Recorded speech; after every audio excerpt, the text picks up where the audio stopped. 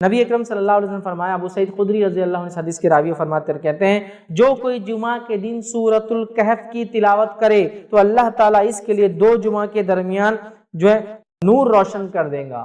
جو کوئی جمعہ کے دن سورۃ الکہف کی تلاوت کرے تو اللہ 2 جمعوں کے درمیان اس کے لیے نور کو روشن کر دیتا ہے۔ اور لائٹ، روشنی کبھی فائدہ مند چیز ہے، اس میں انسان کو دکھتا ہے، اور اندھیرا نقصان دہ اس لیے کہ اس میں آپ نہیں جانتے کیا آگے ہو سکتا۔ تو نور ہدایت آپ کے لیے کر دیتا ہے کہ 2 جمعہ کے بیچ میں یہ نور چمکتا رہتا ہے آپ کے لیے۔ کیا کرنا ہے اس دن؟ سورۃ الکہف کی تلاوت کرنا ہے پورے جمعہ میں۔ تو جمعہ کب چالو ہوتا ہے؟ جمعرات کی رات سے، تو وہاں سے لے کر تو دوسرے دن تک کبھی بھی کر سکتے، کوئی ضروری نہیں جمعے کی نماز سے پہلے، کوئی ضروری نہیں جمعے کی نماز کے بعد، کوئی ضروری نہیں جمعہ کے دن فجر کے بعد۔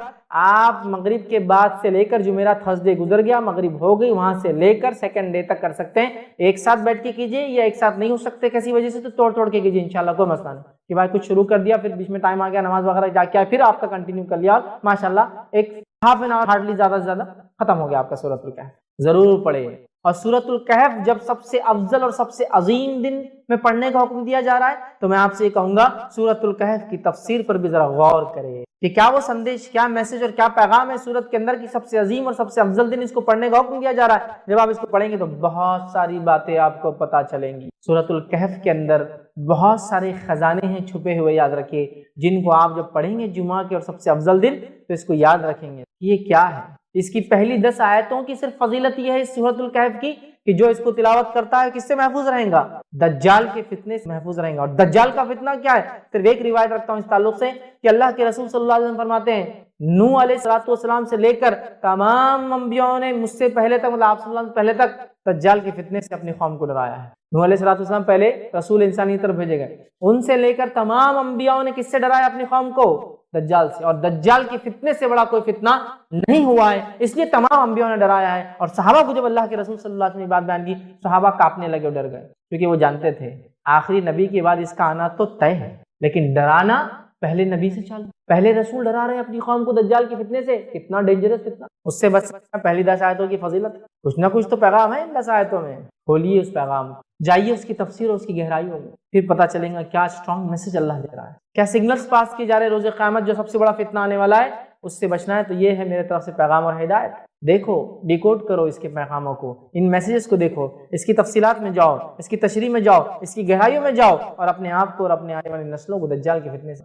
وہ دجال جو عظیم آنے والا ہے سب سے بڑا، اس کے علاوہ چھوٹے موٹے دجال تو انشاءاللہ یوں نکل جائیں گے۔ سب سے بڑے فتنے کا اس کے اندر حل ہے 10 آیتوں میں، ایک روایت میں کہ پہلی 10 آخری 10 کی بھی الفاظ ہے ایک حدیث کے کہ آخری 10 بھی دجال کے فتنے سے نہ جاتے، سمجھا؟ سورۃ الکہف پڑھیے، نوجوانوں کے واقعے سے چالو ہوتی ہے جو اپنے رب پر ایمان لائے اور پھر وہ اپنی جانوں کو بچانے ایک گفا میں چھپ گئے، رب العزت نے ان کو نشانی بنا دی۔ جب اٹھے پتہ نہیں کتنے 100 سال بعد، بادشاہ ختم ہو چکا تھا، لوگ ایمان لا چکے تھے، یہ ایمان لائے تھے، کوئی ایمان والا نہیں تھا۔ جب یہ اٹھے دینوں سے تو سب ایمان والے تھے، لوگوں نے پہچان لیا، کہا اچھا تم تو وہ تمہارے قصے مشہور تھے، لوگ بولتے تھے کچھ نوجوان چلے گئے وہ تم پہچان لیا۔ پڑھیے سورت، اس دن خاص کیا ہوتا ہے جب یہ پڑھ لیتے ہیں آپ تو ایک جمعہ سے دوسرے جمعہ ایک نور آپ کے لیے روشن کر دیا جاتا ہے۔ یہ سورۃ الکہف کی فضیلت ہے، خاص طور سے جمعہ کے دن پڑھے جانے کے لیے۔ سورۃ الکہف کا معاملہ فتنوں کے معاملے میں اس کی خصوصیت، صحیح مسلم کی روایت ہے، نبی اکرم صلی اللہ علیہ وسلم فرماتے ہیں جو یاد کرے سورہ کہف کی اول 10 آیتیں وہ دجال کی فتنے سے بچ جاتا ہے۔ تو 4 بڑے فتنوں سے ہم کیسے محفوظ رہ سکتے ہیں اگر سورۃ الکہف کی 4 واقعات کو اگر ہم سمجھ لیتے ہیں۔ پہلا دین اور ایمان کا فتنہ، دوسرا مال و دولت کا فتنہ، تیسرا علم کا فتنہ، چوتھا اس واقعے سے جو ہم نصیحتیں سیکھیں گے وہ ہے عہد، منصب، سربراہی، لیڈرشپ، بادشاہت کا فتنہ۔ دین و ایمان کے فتنے میں اصحاب کہف نے کیسے گائیڈ کیا ہم لوگوں کو؟ پہلی چیز ہوئی تھی توحید کو تھامنا۔ توحید سب سے اہم چیز ہے، یاد رکھیے، اس کے علاوہ کچھ نہیں۔ توحید کی نعمت، توحید کی دولت، توحید سے بڑی کوئی چیز دنیا میں نہیں، یاد رکھیے۔ ایک اللہ کو ماننا، اسی کی عبادت کرنا، اس کے اسماء و صفات پر ایمان لانا اور اسی کو رب اپنا تسلیم کرنا، یہ سب سے بڑی دولت ہے اگر کسی کو ملی ہے توحید کی۔ ہم دیکھتے ہیں دنیا کی چکا چوند انسان کو توحید سے دور کر دیتی، دنیا کی رنگینیاں، سائنس، ٹیکنالوجی، مال، دولت، عورت، نشہ، رشوت، برائی، گندگی، یہ تمام چیزیں انسان کو توحید سے دور کرتی ہے۔ مسلمانوں میں تو ایک کہاوت مشہور ہے، پیسہ ہاتھ کا میل مانتے ہیں، آیا اور گیا۔ یہ اتنا بے وفا ہے کہ کسی کے پاس ٹکا نہیں آج تک، ادھر سے ادھر ایسا چھلانگیں مارتا ٹرانسفر ہوتا ہے۔ کبھی کبھار دیکھ کی لائف میں آپ کسی کی بادشاہت تو اس کی فقیری بھی دیکھیں۔ اس دور میں فتنہ اتنا بڑھ چکا ہے کہ لوگ ملحد ہو رہے ہیں، اللہ کا انکار کر رہے ہیں اس علم کی وجہ سے۔ سائنس ٹیکنالوجی میں نے سیکھ لی، اب میں رب کو نہیں مانتا، نوز باللہ، تو لوگ انکاری بن رہے ہیں۔ لوگ علم حاصل کر کے متکبر بن رہے ہیں، سائنسداں تکبر، ڈاکٹر صاحب اتنے متکبر کی لوگوں سے بات بھی نہیں کرتے، تکبر کی بنیاد۔ ارے یار چھوٹے موٹے لوگ کیا بات کریں گے، میری بات کیا طاقت اور استطاعت اگر اللہ آپ کو دے تو لوگوں سے شر دور کرنا چاہیے، اور ہمارا معاملہ یہ طاقت مل گئی ہم کو کہ ہم ہی سب سے بڑے شر کرنے والے لوگوں کے لیے بن جاتے ہیں۔ جب تک غریب تھے اچھے تھے، جیسی مال آیا پیڑ میں سے پیر نکل گئے، ان کو تکلیف دینا چاہتے۔ جب تک میں غریب ہوں دوسروں سے مانگ رہا ہوں، پریشان ہوں، اور جب مجھے مالداری اللہ نے دی دوسروں پہ ظلم کر رہا ہوں۔ جب میرے پاس پوزیشن نہیں تھی تو لوگوں سے دبا ہوا ہوں، جب پوزیشن مل گئی تو لوگوں کو دبا رہا ہوں، ہو رہا ہے۔ اسی طرح سورہ بقرہ کو لے لے تو کہیں سورہ بقرہ کے اندر منافقوں کی صفت، کافروں کی صفت، اہل کتاب کی برائیاں بیان کی گئی ہے۔ تو ہر سورہ اپنے اندر کچھ نہ کچھ خصوصیتیں لیے ہوئے ہوتا ہے، تو ہر سورے میں خصوصیت ہے، بعض صورتوں کی بعض معاملوں میں، بعض موضوعوں میں، بعض ٹاپک میں زیادہ خصوصیت ہے۔ تو سورۃ الکہف کا معاملہ فتنوں کے معاملے میں اس کی خصوصیت ہے، اور یہ بات میں اس لیے کہہ رہا ہوں، کسی مسلم کی روایت ہے، نبی اکرم صلی اللہ علیہ وسلم فرماتے ہیں کہ سورۃ الکہف کے تعلق سے، اور روایت کے الفاظ یہ ہے،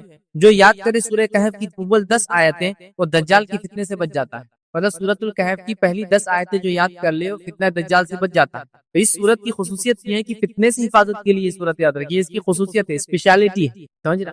اور دجال کیسا فتنہ میں سمجھتا ہوں مجھے کسی کو بھی ایکسپلین کرنے کی، سمجھانے کی ضرورت نہیں ہے۔ یہ ایک ایسا عظیم فتنہ ہے کہ نوح علیہ الصلوۃ والسلام نے آپ سے فرماتے ہیں اپنی قوم کو اس سے ڈرایا، حالانکہ وہ آنے والا نہیں ہے ان کے بعد، وہ آنے والا ہے آخری نبی کی امت کے اوپر، نبی اکرم صلی اللہ علیہ وسلم کے بعد، ہے نا۔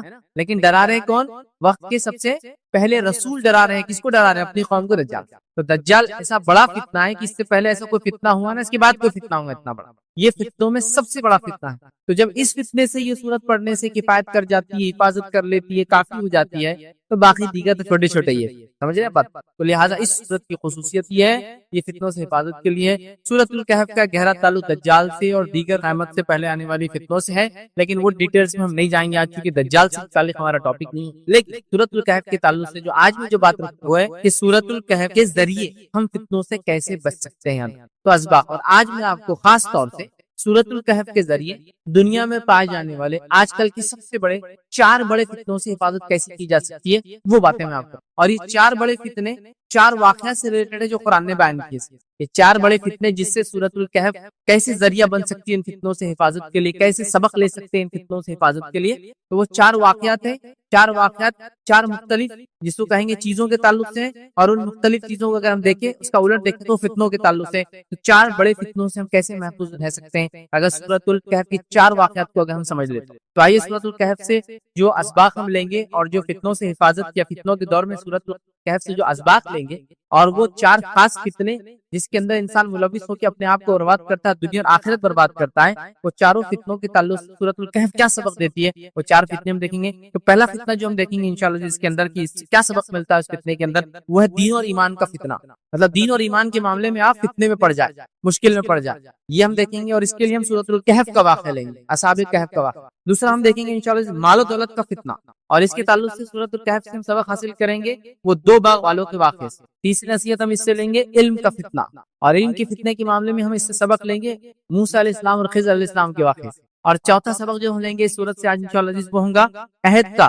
منصب کا، عہدے کا، بادشاہت کا فتنہ، اور اس معاملے میں ہم جو ذوالقرنین کی زندگی سے جو ہے اس واقعے سے جو سورہ کہف میں اس سے نصیحت اور سبق حاصل کریں۔ تو 4 قسم کی فتنے ہم دیکھیں گے، اور چاروں قسم کی فتنے کے اندر ہم جو ہے سورہ کہف کو کیا نصیحت کرتا ہے وہ دیکھیں گے۔ اور یہ 4 بہت بڑے بڑے فتنے ہیں، ایسے بڑے بڑے اور خطرناک فتنے جو انسان کی دین اور دنیا دونوں برباد کر دیتے ہیں، یاد رکھیں بہت ہی خطرناک فتنے۔ تو اگر سورۃ الکہف سے یہ سبق ہم لے لیں جس کے تعلق سے نبی اکرم صلی اللہ علیہ وسلم نے فرمایا کہ ہر جمعہ سورۃ الکہف کو پڑھنا چاہیے، ان کو جو ہے نصیحت کی کہ ہر جمعہ جو ہے سورۃ الکہف کو پڑھنا چاہیے۔ روایت میں فرمایا جو سورۃ الکہف کو پڑھتا ہے تو اس جمعے سے لے کر جو جمعہ اگلا آنے والا ہے اس کے پیچھے نور ثابت، نور ثابت۔ سورۃ الکہف کی تلاوت ایک صحابی کر رہے ہیں اور ان کا جانور بدک رہا ہے، ہنہنا رہا ہے، انہیں ڈر لگ رہا ہے کہیں وہ زیادہ بیت کے اور ہنائے، بڑا ہوتا ہے نا ڈر جاتا ہے۔ آپ گھبرا کے جلدی سے اپنا تلاوت ختم کرتے ہیں، آسمان کی طرف دیکھتے ہیں تو ایک بادل، نبی اکرم صلی اللہ علیہ وسلم مجلس میں جا کے خدمت جا کے بتاتے ہیں واقعہ، تو آپ نے فرمایا وہ سکینت تھی۔ سورۃ الکہف نور ہے 2 جمعہ کے بیچ میں۔ سورۃ الکہف کی 10 آیتیں دجال کی فتنے سے حفاظت کا ذریعہ جو کہ زمین و آسمان جب سے بنے اس کا سب سے بڑا فتنہ ہونے والا ہے۔ یہ فتنہ کیا ہے اگر دیکھنا ہے تو میرا تفصیلی عنوان دجال کا خروج جو ہے وہ آپ ضرور دیکھیں، یہ عنوان ہے، میں نے بہت ڈیٹیل میں اس فتنے کو لیا، ٹھیک ہے، تو اس کا ہے۔ اسی طرح سورۃ الکہف کی 10 آیتیں دجال کی فتنے سے حفاظت ہے، تو پتہ چلا یہ سورت کی خصوصیت ہے، سب سے بڑے فتنے اور فتنوں سے انسان اس سے بچ سکتا اگر اس سورت کو پڑھے، اس کو سمجھے۔ چلیے آئیے جو میں 4 ٹاپکس آپ کے سامنے رکھوں گا، جو 4 فتنے رکھوں گا اور سورۃ الکہف کیسے سبق دیتی رکھوں گا، اس چاروں کے اندر انشاءاللہ جس میں 3 پوائنٹس آپ کے سامنے رکھوں گا۔ اور 3 پوائنٹس میں ایکسپلین کرنے کی کوشش کروں گا کہ یہ فتنے میں سورۃ الکہف سے یہ 3 سبق ملے اور یہ فتنے میں سورۃ الکہف سے یہ 3 سبق ملیں گے. تو ہر فتنے کو لیں گے اور اس سے سورۃ الکہف سے 3 سبق لیں گے. لیکن یہ بات میں وضاحت کر دوں اور پہلے بتا دوں یہ 3 اسباق ہی سے یا یہ 4 سبق ہی سورت سے نہیں ملتے. کئی سبق ہیں بھائی سورت کے اندر. تو میں نے سلیکٹیولی 4 واقعات کو چنا اور 4 فتنوں کا رد میں یا اس سے سبق یا نصیحت میں بتا رہا ہوں. لیکن قرآن کی صورتوں کو آپ پڑھتے چلے جائیے. قرآن ایک سمندر ہے یاد رکھیے اور سمندر کے اندر علماء لکھتے ہیں جیسے سمندر سے ہر کسی کو کچھ نہ کچھ فائدہ ہے. کچھ لوگ سمندر کے اطراف میں گھوم کے پھر کے اس کی ٹھنڈی ہوا کا فائدہ اٹھاتے ہیں. کچھ لوگ سمندر کے اندر تیر کر اس کا فائدہ اٹھاتے ہیں. کچھ لوگ سمندر میں صرف تیر کے نہیں اس میں غوطہ لگا کے اس کے ڈیپتھ میں جا کے فائدہ اٹھاتے ہیں. اور کچھ لوگ اس کی گہرائیوں میں جا کر اس کے اندر کی خزانے تلاش کر کے لاتے ہیں. سمجھ رہے ہیں؟ تو لہٰذا بہت اسباق ہے. میں نے کہا نا ہر آیت اور ہر لفظ ایک سبق یہ ہے. بٹ اتنا ٹائم تو ہمارے پاس نہیں ہے کہ ہم پوروں کو دیکھیں. تو ہم موٹے 4 اسباق 4 فتنوں میں نصیحت حاصل کریں. اور میں نے جیسا کہا یہ ایسے 4 بڑے فتنے ہیں جو دین اور دنیا کو برباد کرنے کے لیے کافی. ایمان کا فتنہ, کوئی ایمان میں فتنے میں پڑ جائے تو دنیا اور آخرت طرف. اسی طرح ہم دیکھتے ہیں مال و دولت کا فتنہ جس نے اکثریت کو ہم کو جو برباد کر رکھا ہے. تیسرا ہم دیکھیں علم کا فتنہ جس نے ہم کو کبھی کبھار تکبر میں ڈال دیا ہے. آج انسانیت یہ سمجھتی ہے کہ ہم علم سائنس ٹیکنالوجی میں اتنے آگے بڑھ گئے کہ ہم سے پہلے کوئی نہیں تھا اور نعوذ باللہ ہم خدا سے بھی رب سے بھی کریٹر سے بھی آگے جا چکے ہیں. وہ ایسا سوچ رہے کیا ایسا ہو سکتا ہے کہ نعوذ باللہ بنانے والا ایسا کر سکتا ہے. یہ تو ہماری خصوصیت.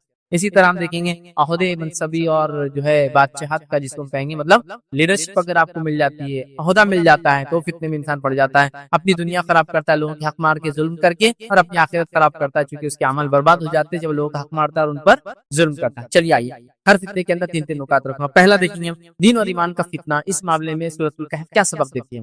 دین و ایمان کے فتنے کے تعلق سے جیسا بتاؤں گا آپ کو میں اصحاب کہف کا واقعہ رکھوں گا کیونکہ اس واقعے کے اندر دین و ایمان کے فتنے میں وہ لوگ پڑ گئے تھے اور انہیں کیسے اپنی نفس کو بچایا, پھر رب العزت نے کیسے ان کی مدد کی اور پھر کیا ان کے ساتھ وہ رکھوں گا. لیکن یہ بتا دوں ہر واقعے کو بہت شارٹ میں رکھوں گا. 2 شارٹ. وجہ یہ کہ اگر سورۃ الکہف کے واقعات کی اگر ہم دیکھنا شروع کر دیں اتنے پیارے اتنے بہترین اتنے نصیحت والے یہ واقعات ہیں جس کی کوئی انتہا نہیں. اصحاب کہف اتنا انٹرسٹنگ واقعہ ہے جس کی کوئی انتہا نہیں یاد رکھی اور اتنے نصیحتیں اس میں نصائح جس کو کہیں گے موجود ہے.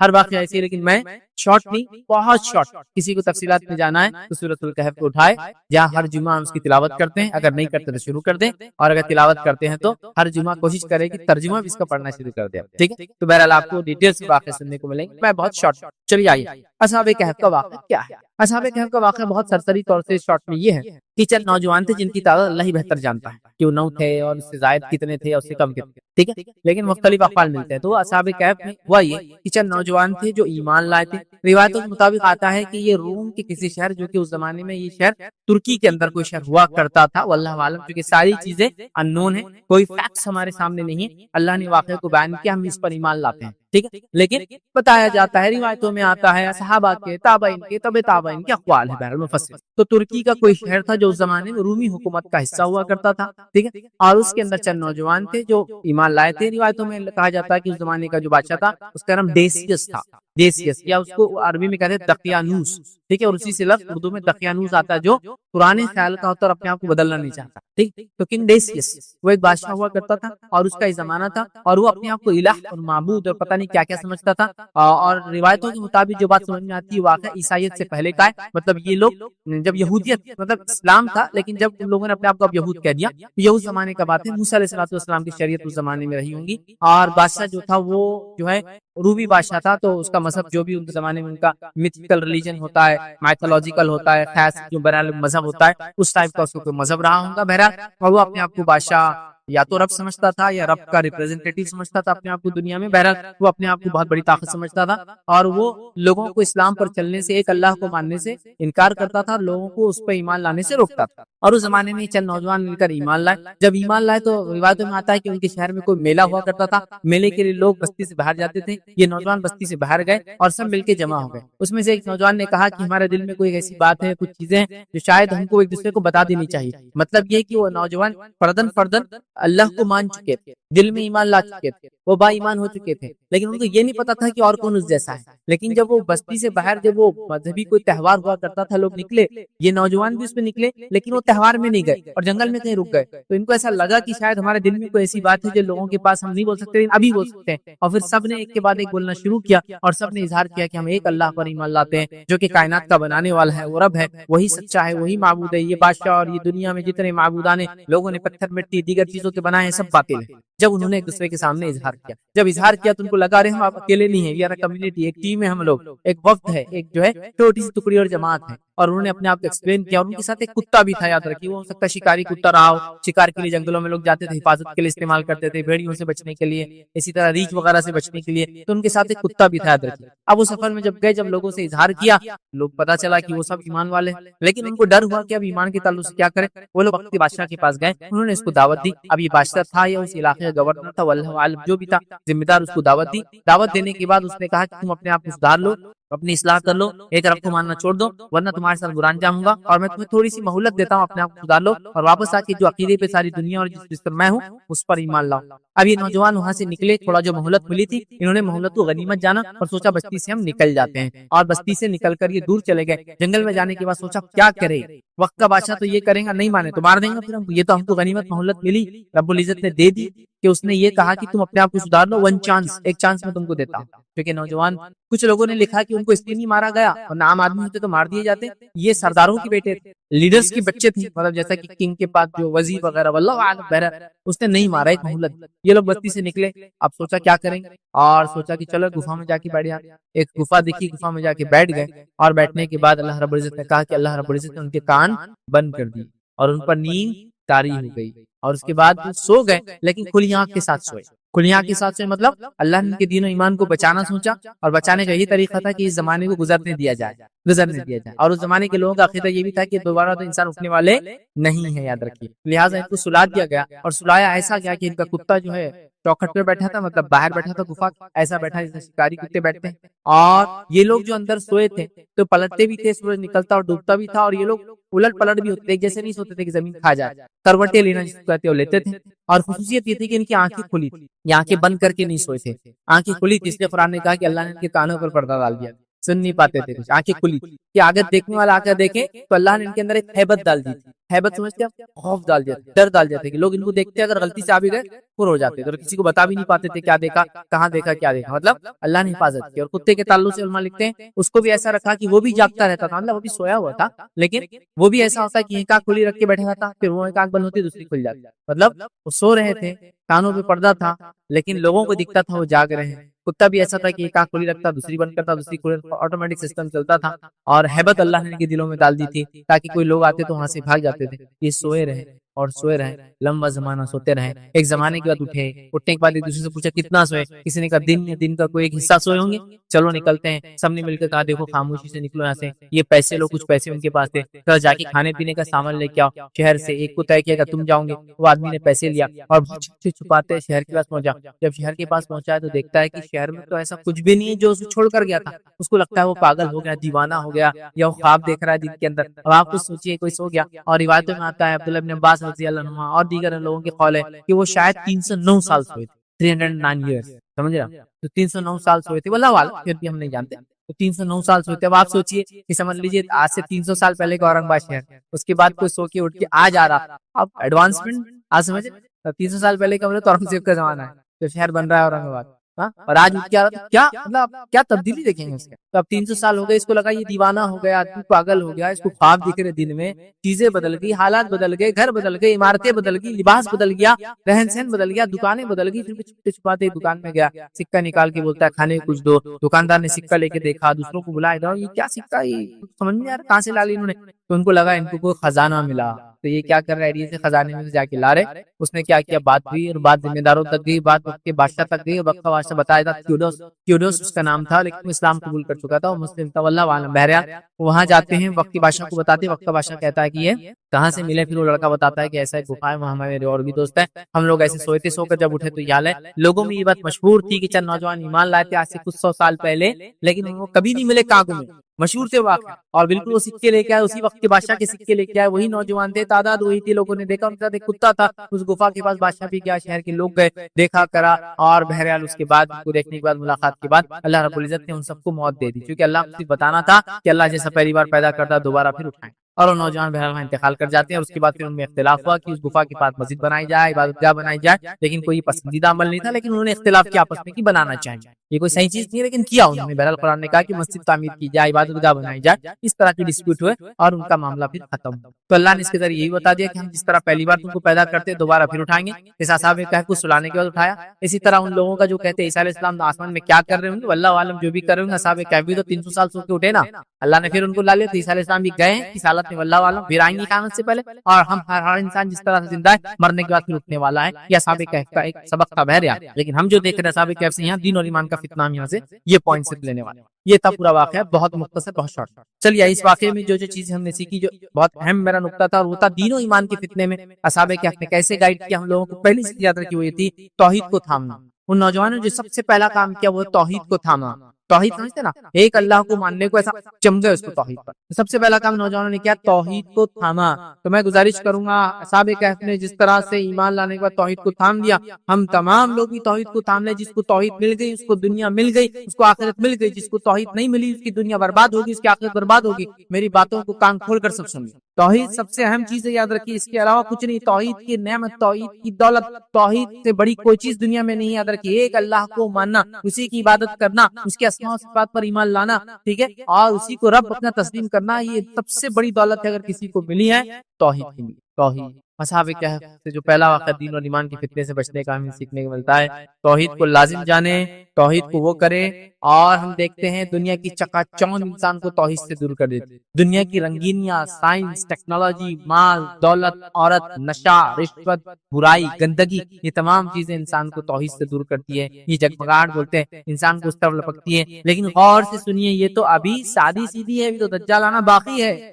تو اگر اس چکا چوند میں آ کر ہم اگر توحید کو چھوڑ دیتے ہیں آج، تو کل جب دجال آئیں گے تو کیا ہماری حیثیت رہیں گے، کیا اوقات اور کیا بساط رہیں گے، کیونکہ وہ تو سب سے بڑا فتنہ زمین و آسمان کے بیچ میں جو اللہ نے پیدا کیا ہے۔ تو بہرحال ہم کو اس سے سبق ملتا ہے۔ اسی طرح دنیا کی قوموں کے پاس جو کچھ بھی رنگینیاں ہوں وہ کچھ بھی کام کی نہیں آتا، کہ اصل چیز ہے توحید کی نعمت، توحید کی دولت، توحید سب سے اہم چیز ہے، یاد رکھیے۔ اور اصحاب کہف نے اسی کو بچایا، یاد رکھیے، توحید کو یاد رکھیے۔ اور اللہ رب العزت فرماتا ہے سورہ کہف کے اندر، سورہ نمبر 18 آیت نمبر 14 میں اللہ فرماتا ہے، ہم نے ان کے دل میں اس وقت مضبوط کر دیے جب وہ اٹھے اور انہوں نے اعلان کر دیا، ہمارا رب تو بس وہی ہے جو آسمان اور زمین کا رب ہے، ہم اسے چھوڑ کر کسی دوسرے معبود کو نہیں پکاریں گے۔ اگر ہم ایسا کریں گے تو بالکل جو ہے بیجا بات کریں، یہ فالتو بات ہوگی، ہم سے بڑی غلطی ہوگی بیجا، کہ ہم اپنے رب کو چھوڑ کر کسی اور کی بات۔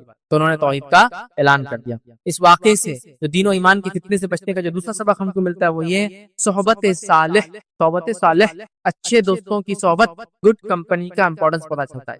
پہلے وہ نوجوان اکیلے اکیلے تھے اور ڈرے، پھر وہ بستی سے نکلے وہ میلے میں جانے کے لیے، اور پھر بستی سے الگ ہو گئے چونکہ ان کو شرک کے میلے میں جانا نہیں تھا۔ جب وہ الگ ہو گئے تو ایک جگہ آ گئے، جب ایک جگہ آئے تو لوگوں نے کچھ نے کہا کہ کچھ نہ کچھ تو بات ہے جس کی وجہ سے ہم سب یہاں جمع ہوئے، چلو میں اپنی دل کی بات پہلے رکھتا ہوں کہ میں اس لیے آیا ہوں کہ میں ان کو رب نہیں مانتا ہوں۔ پھر دوسرے نے کہا، پھر تیسرے نے کہا، پھر سب نے کہا، اور پھر ایک گروپ بن گیا، اور انہیں ہمت آ گئی، اتنی ہمت آ گئی کہ وہ وقت کے بادشاہ کے پاس دعوت دینے چلے گئے۔ اور وقت کا بادشاہ بھی شاید اکیلا کوئی انسان آتا رہو بولتا تھا اس کو ختم کر دو، لیکن اس نے دیکھا نوجوان سرداروں کے بیٹے ایسے نہیں ختم کیے جا سکتے ہیں، تو مہلت بھی دی، چھوٹ بھی دی، اور ان کی بات بھی سنی۔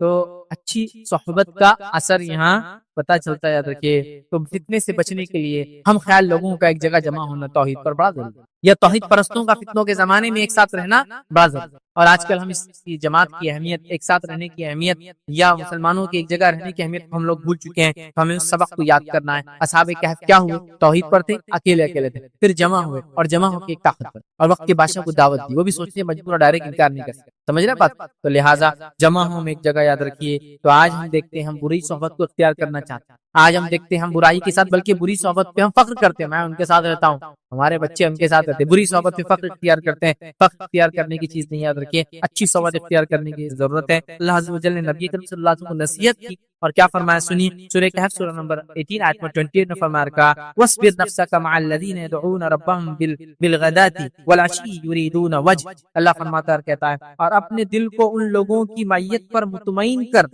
جو اپنے رب کی رضا کے طلبگار ہے، اور صبح و شام اس کو پکارتے ہیں، اور ان سے ہرگز منہ نہ پھیرنا۔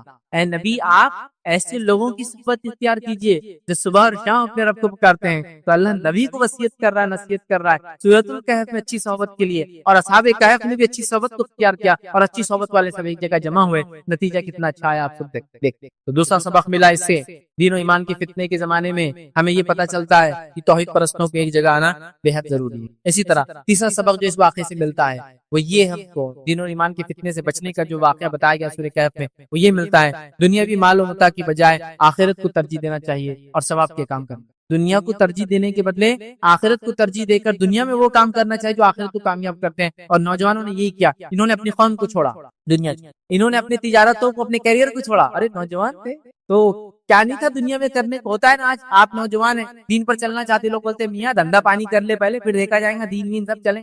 میاں ابھی داڑھی واڑی کیا رکھ رہا ہے، شادی وادی کر لینے کا، اس کے بعد بچے ہو جائیں گے جب داڑھی رکھنے کا. ارے ابھی سے کہاں بچی کو برقع ورقع بنا رہے آپ، ذرا دنیا تو گزار لے، دنیا کی رنگینیوں سے تو گزر جائے، شادی وادی ہو جائے، رشتہ آ جائے، پھر دیکھا جائے گا سسرال میں تو یہی کرنا بڈھی بن کے رہنا بیچاری کو برقع پہن کے، ہے نہیں ہے. ہم یہی سوچتے ہیں نا کیریئر ویریئر بنا لے، پھر دیکھا جائے گا دین ایمان اسلام نمازیں وغیرہ جب بڈھے ہو جائیں گے 58 کا جلدی ریٹائرمنٹ لے لیں گے. اب تو گورنمنٹ جاب وغیرہ نہیں ہوتی تو میرا جب بھی ریٹائرمنٹ ملیں گے 60-70 سال کی عمر میں، اس کے بعد دین وغیرہ پہ چلیں گے. نہیں، یہ جوان تھے اور انہوں نے اپنی جوان ہونے کے باوجود دنیا کے تمام متاع اور سہولتوں کو ترک کیا. اپنی تجارت تھی، ہو سکتا ہے ان کے والدین جو بڑے بڑے پوزیشنز پہ تھے یہ بھی ہو سکتا ہے اس پوزیشن کو پہلے تو ایسے ہوتا تھا نا، بادشاہ کے بعد ایسے ہوتا تھا، وزیر کا بچہ اگر اچھا ہو تو وہ وزیر بن جاتا تھا، تو بڑے بڑے پوزیشنز پہ پوسٹ پہ جا سکتے تھے.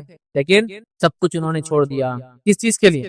آخرت کو ترجیح دی اور دنیا میں ثواب کیا، خوب نیکیاں کی، اس چیز کو انہوں نے ترجیح دی. اللہ رب العزت قرآن میں فرماتا ہے سورہ کہف سے نمبر 18 آیت نمبر 30 میں اللہ فرماتا کہتا ہے ان الذين امنوا وعملوا الصالحات ان لا نضيع اجر من احسن عملا. اللہ فرماتا کہتا ہے رہے وہ لوگ جو مان لے اور نیک عمل کر لے، تو جو ایمان لا لے اور نیک عمل کر لے تو یقیناً ہم نیکوکاروں کا اجر ضائع نہیں. جو ایمان لائے اور نیک عمل کرے اللہ ان کے اجر کو ضائع نہیں کرے. تو یہ نوجوان ایمان لائے اور انہوں نے یاد رکھیے نیک کام کیا. اور اسی طرح جو ہے سورہ کہف سے ہم کو یہ بات بھی پتہ چلی اس واقعے سے کہ دنیا کی کوئی حیثیت نہیں ہے. اللہ فرماتا ہے سورہ کہف سورہ نمبر 18 اور آیت نمبر 7 اور 8 میں اللہ فرماتا کہتا ہے ان جعلنا ما علی الارض زینۃ لها لنبلوهم ایہم احسن عملا وَإِنَّا لَجَاعِلُونَ مَا عَلَيْهِ صَعِيدًا جُرُوزًا. اللہ فرماتا کہتا سنیے واقعہ یہ ہے کہ جو کچھ سرمایہ بھی زمین پر ہے اس کو ہم نے زمین کی زینت بنا دیا ہے تاکہ ان لوگوں کو آزمائے ان میں کون بہتر عمل کر کے آتا ہے. زمین پہ جو کچھ ہے یہ چمک ہے اس کی، اور ہم چاہتے ہیں اللہ آزمانا چاہتا ہے اس میں کون اچھے عمل کر کے آتا ہے. آخر کار اس سب کو ہم ہی چٹیل میدان بنا دینے والے، اور ایک زمانہ آئے گا اللہ ان تمام چیزوں کو دنیا کی چٹیل میدان بنا دے گا. یہ سونا، یہ چاندی، یہ بنگلے، یہ گھر، دولت، محلات، جائیداد، کیا کیا سائنس ٹیکنالوجی، یہ وہ برباد چٹیل میدان کر دیں گے اللہ. تو ایک آخری سبق تھا دنیا کے مقابلے میں اس کو ترجیح، یہ ہم کو سبق ملا. تو ہم دین و ایمان کی فتنے میں نہ پڑے بلکہ دین و ایمان کو اپنا ساتھی بنائیں اور اس پر عمل کریں. تو سورہ کہف کا جو پہلا سبق دین و ایمان کی فتنے میں ہم کیسی نصیحت حاصل کریں، یہ نصیحتیں ہم کو ملتی ہے کہ ہم جو ہے دین و ایمان کو ترجیح دیں. ہمیں یہ نصیحت ملتی ہے کہ ہم جو ہے سب سے پہلی چیز توحید کی نعمت کو سمجھیں، دوسرا اچھی صحبت کو اختیار کریں، اور تیسرا جو ہے دنیا کے مقابلے میں آخرت کو ترجیح دیں. آگے بڑھتے ہیں. دوسرا جو فتنہ دنیا کا بڑا فتنہ، اور اس میں سورہ کہف ہماری کیسی رہنمائی کرتا ہے، وہ ہے مال و دولت کا فتنہ. مال مطلب پیسہ، دولت مطلب زمین و جائیداد. ویسے مال اور دولت بھی ہاں بس اردو میں دولت بھی پیسے کو بولتے ہیں، لیکن اگر ان کو دونوں کو فرق کرو دولت کہتے ہیں اسٹیٹ کو، حکومت کو، زمین اور جائیداد کو، اور مال کہتے ہیں کیش کرنسی کو. تو مال اور دولت ہے نا، تو دولت کا معنی ہوتا ہے اسٹیٹ. ٹھیک، تو کسی کی دولت فلاں دولت کی، اور یہ ان کی دولت ہے نا، حکومت ہے، گورننس ہے، اس کو بولتے ہیں. تو مال اور دولت کا فتنہ، زمین اور پیسے، زمین جائیداد، یہ پیسے اور زمین جائیداد کا فتنہ. اور آج میں سمجھتا ہوں اس فتنے سے ہم میں سے کوئی بھی نہیں بچا ہے، بلکہ اللہ کے رسول صلی اللہ علیہ وسلم نے فرمایا پچھلی امتوں کا فتنہ عورتوں سے شروع ہوا تھا، میری امت کا فتنہ مال ہے. امت محمدیہ کا فتنہ کیا ہے؟ مال ہے، غربت نہیں ہے. پچھلی امتوں کے فتنے کچھ اور ہے، ہمارا فتنہ کچھ اور ہے. تو مال و دولت تو ہمارا فتنہ ہے. مال فتنہ ہے، یاد رکھیے. دولت اسی سے ریلیٹڈ ہوتا ہے، چونکہ مال جس کے بعد ہوتا ہے اسی کے بعد زمین ہوتی ہے. ٹھیک ہے، اس لیے مال و دولت کامنلی ایک ساتھ یوز ہوتا ہے، لیکن دونوں میں ڈفرنس ہے. ٹھیک ہے، مال و دولت کا فتنہ ہم دیکھتے ہیں بہت بڑا فتنہ، یاد رکھیے. اور اس فتنے کو سمجھنے کے لیے سورہ کہف کیسا ہم کو گائیڈ کرتا ہے. دو باغ والے انسان کا واقعہ. ایک انسان تھا جو کافر تھا، اور ایک انسان تھا مومن تھا. کافر مالدار تھا، مومن غریب تھا، سماج کا نچلا حصے میں اس کو کاؤنٹ کیا جاتا تھا. یہ دونوں کا ایک واقعہ قرآن نے بیان کیا. میں بہت شارٹ میں اس واقعے کو رکھتا ہوں، پھر آگے ہم اس سے نصیحتیں لیں گے. واقعہ یوں ہے کہ ایک انسان تھا، اس کے دو باغ تھے. باغ کیسے تھے؟ اس کے باغ کی کیفیت بھی اللہ رب العزت نے بیان کی. دو باغ ہے، ایک ادھر اور ایک ادھر باغ، اور باغ کے بیچ میں نہر بہہ رہی ہے، اور باغ کے بیچ کے اندر دونوں طرف کھجوروں کے جھاڑ ہے، اور بیچ میں انگوروں کا باغ ہے، اور اس کے بیچ میں ہر چیز لگی ہوئی ہے، اور بیچ میں سے بالکل عین باغ کے بیچ میں سے نہر جاتی ہے، اور اس کے بیچ میں چھوٹی چھوٹی نہریں اس نے لے رکھی ہے، اور آرام سے اس کا باغ چلتا ہے. اور مطلب وہ مالدار انسان ہے، اس کے پاس پھل بھی ہے، روپیہ بھی ہے، پیسہ بھی ہے، اور دولت ہے، جائیداد بھی ہے. یہ ایک دن اپنے باغ کی طرف چلتا ہے اس غریب مسلمان کے ساتھ یا غریب ایمان والے کے ساتھ، اور یہ چونکہ اسٹیٹس والا ہے اور وہ بیچارہ کمتر ہے، اور چلتے چلتے تین باتیں کہتا ہے. پہلی چیز کہتا ہے کہ مجھے لگتا ہے میرا باغ تو کبھی ختم ہی نہیں ہوگا. دوسرا کہتا ہے کہ میں دوبارہ اٹھائے نہیں جاؤں گا، آخرت کا انکاری، مرنے کے بعد کی زندگی نہیں مانتا ہے کہ میں دوبارہ نہیں اٹھاؤں گا، میرے کو ڈاؤٹ ہے اس میں ایسا ہو سکتا ہے. اور تیسری بات کہتا ہے اگر اٹھایا بھی گیا تو جیسا یہاں اسٹیٹس والے لوگوں میں ہوں وہاں بھی اسٹیٹس والوں میں رہوں گا، تمہارے جیسے لوگوں کے ساتھ نہیں رہوں گا. پتا جیسا یہاں جو کچھ ملا ہے جنت، جنت مطلب باغ کا کیا باغ جیسا ملا ہے، تو اگر دوبارہ اٹھایا گیا بھی، پہلے تو مانتا نہیں ہوں میں، لیکن اگر اٹھایا گیا بھی تو مجھے ایکسپیکٹڈ ہے کہ میرے ساتھ اچھا ہی سلوک ہوگا جیسے دنیا میں ہوا. تین باتوں کا دعویٰ. اب دوسرا آدمی بولتا ہے کہ کسی بات کرتے ہو اللہ رب العزت نے تم کو پیدا کیا اور تم اس طرح سے رب العزت کا انکار کرتے ہو، اور وہ اس کو نصیحت کرتا ہے، واز کرتا ہے کہ آخرت پر ایمان لاؤ اور یہ کرو، اللہ ہم کو پیدا کرنے والا، اللہ ہمارا رب ہے، لیکن وہ اس بات کو نہیں مانتا ہے. اور ایک دن جب وہ اپنے باغ میں پہنچتا ہے تو اس کا باغ پورا کا پورا برباد ہو جاتا ہے، ختم ہو جاتا ہے، اور کچھ بھی نہیں بچتا. تو مالدار انکار کرنے والا اور غریب مسلمان ایمان والا، مالدار انکاری اور غریب آستوان ایمان رکھنے والا، یہ دونوں کا ایک مکالمہ ہے. اور اس سے ہم کو کیا نصیحتیں ملتی ہے؟ مختصر واقعہ تو میں آپ کو سنا چکا ہوں. اس کی مالداری نے اس کو تکبر کبر کی طرف لے گیا، اس کی مالداری نے شاید کفر کی طرف لے گیا، اس کی مالداری نے اس کو جو ہے ایسی باتوں کی طرف لے گیا کہ شاید یہ دنیا کبھی ختم، مطلب میرا باغ کبھی ختم نہیں ہوگا اور میں کبھی دوبارہ اٹھا نہیں جاؤں گا، اور اٹھایا گیا بھی تو عزت والے اکرام والے لوگوں کے ساتھ میرا جیسا یہاں معاملہ ہے ویسا وہاں ہوگا. رب العزت نے اس کے باغ کو برباد کر دیا، اس کے مال و دولت اور اس کا سرمایہ پورا کا پورا برباد ہو گیا. تو مال و دولت کے فتنے میں ہم سب پھنسے، ہم سب پھنسے ہیں نا. جاہ اور جلال، مال و دولت کیا کیا پرابلمز لاتی ہے آپ اندازہ نہیں کر سکتے. اتنی ساری برائیاں صرف مال و دولت کے ساتھ. یہ مت سمجھیے کہ اسلام مال و دولت کو برا بولتا ہے، نہیں، مال و دولت بہت اچھی نعمت ہے اللہ کی بھائی، لیکن اس کا استعمال اچھا یا برا ہوتا ہے. تو ہم کیا کرتے ہیں اس کو دیکھنا چاہیے. لیکن اکثر دیکھا گیا مال و دولت میں انسانی برائیاں ہیں. سب سے پہلے انبیاء کا انکار کرنے والے کون تھے لوگ؟ قرآن کا مطالعہ کیجیے. جو اس قوم اور بستی کے مالدار اور اثر والے لوگ تھے، پوزیشن والے لوگ تھے، سب سے پہلے انکار کیا انہوں نے ایمان. اور ایمان لانے والوں میں سب سے پہلی جماعت کون سی ہوا کرتی؟ غریب لوگوں کی، غلاموں کی، اور سماج میں جو نچلے طبقے تھے وہ سب سے پہلے ایمان. تو میں نے اس لیے کہا کہ مال و دولت کبھی کبھی بہت بگاڑ، بہت بگاڑ، یہاں تک کہ دین و ایمان کا بگاڑ. تو مال و دولت کی فتنے سے ہمیشہ پناہ مانگنا چاہیے. مال و دولت حلال روزی کی دعا ہمیشہ کرتے رہنا چاہیے.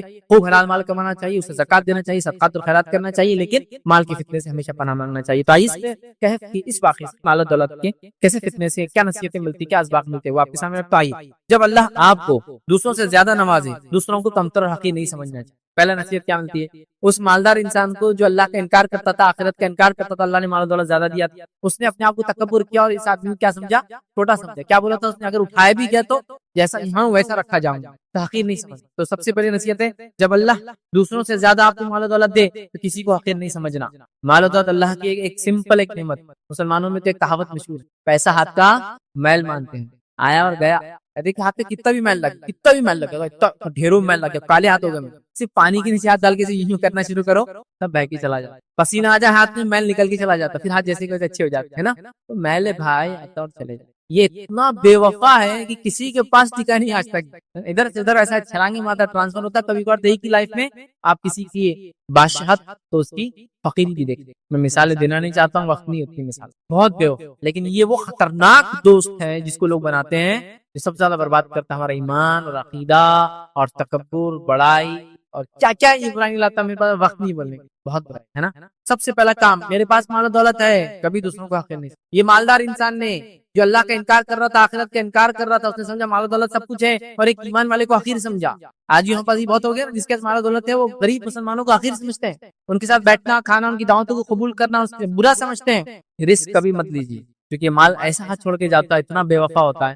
آپ امیجن، آپ سوچ بھی نہیں سکتے. اگر کسی نے زندگی میں دیکھا ہو تو وہ سمجھ سکتا ہے کتنا بے وفا ہو، کیسے چلا جاتا ہے. آپ نے خوب مال کمایا، جائیداد دی، گورنمنٹ نے بولا جائیداد پہ اسٹے، یہاں کچھ نہیں بن سکتا، یہ فلاں زون ہو گیا، یہ پارک بن گیا، یہ زو بن گیا. کیا کرتے دیکھو कैसा परेशान है। आपने माल दौलत कमाया, तिजारत लगाई, आग लग गई आपके बिजनेस में अचानक एक दिन। आग लगने के बाद क्या हुआ, पूरा बिजनेस जल गया, चले गया ना माल। कैसा छोड़ा ना। कभी कोई सोच सकता है ताजिर जिसका खरबोपति है, उसका तिजारत में वो है, और अचानक आपने माल और दौलत जानवरों की शक्ल में खूब बड़ा की, फार्म हाउसेस से, और ये, और अचानक बीमारी और पूरे जानवर मर के चले। कैसा तुम दूसरे दिन कैसा होता ना। आपने इन्वेस्टमेंट किया बहुत जबरदस्त कंपनी में, ऐसी कंपनी जो टॉप में जा रही थी दुनिया के अंदर, और अचानक कल कोलैप्स आ गया, क्या हो जाता, आज का करोड़पति कल का भिखारी हो। एक ऐसा, ये बहुत खतरनाक साथी है, ऐसा साथ छोड़ता है चुटकी में। तो बहरहाल, तो किसी भी इंसान को कमतर मत समझिए अगर मेरे पास माल, समझिए आप कभी भी तकब्बुर मत आने दीजिए। अल्लाह की नियमत है, जब अल्लाह चाहता देता है, जब चाहे छीन लेता है। तो जैसे बाग वालों को नवाजा था अल्लाह ताला ने, है ना, पहले इंसान उसने क्या किया याद रखिए, नवाजने के बाद उसने गलत सलत बातें कही, इनकार किया अल्लाह का, और उसको हकीर समझा दूसरे मुसलमान को।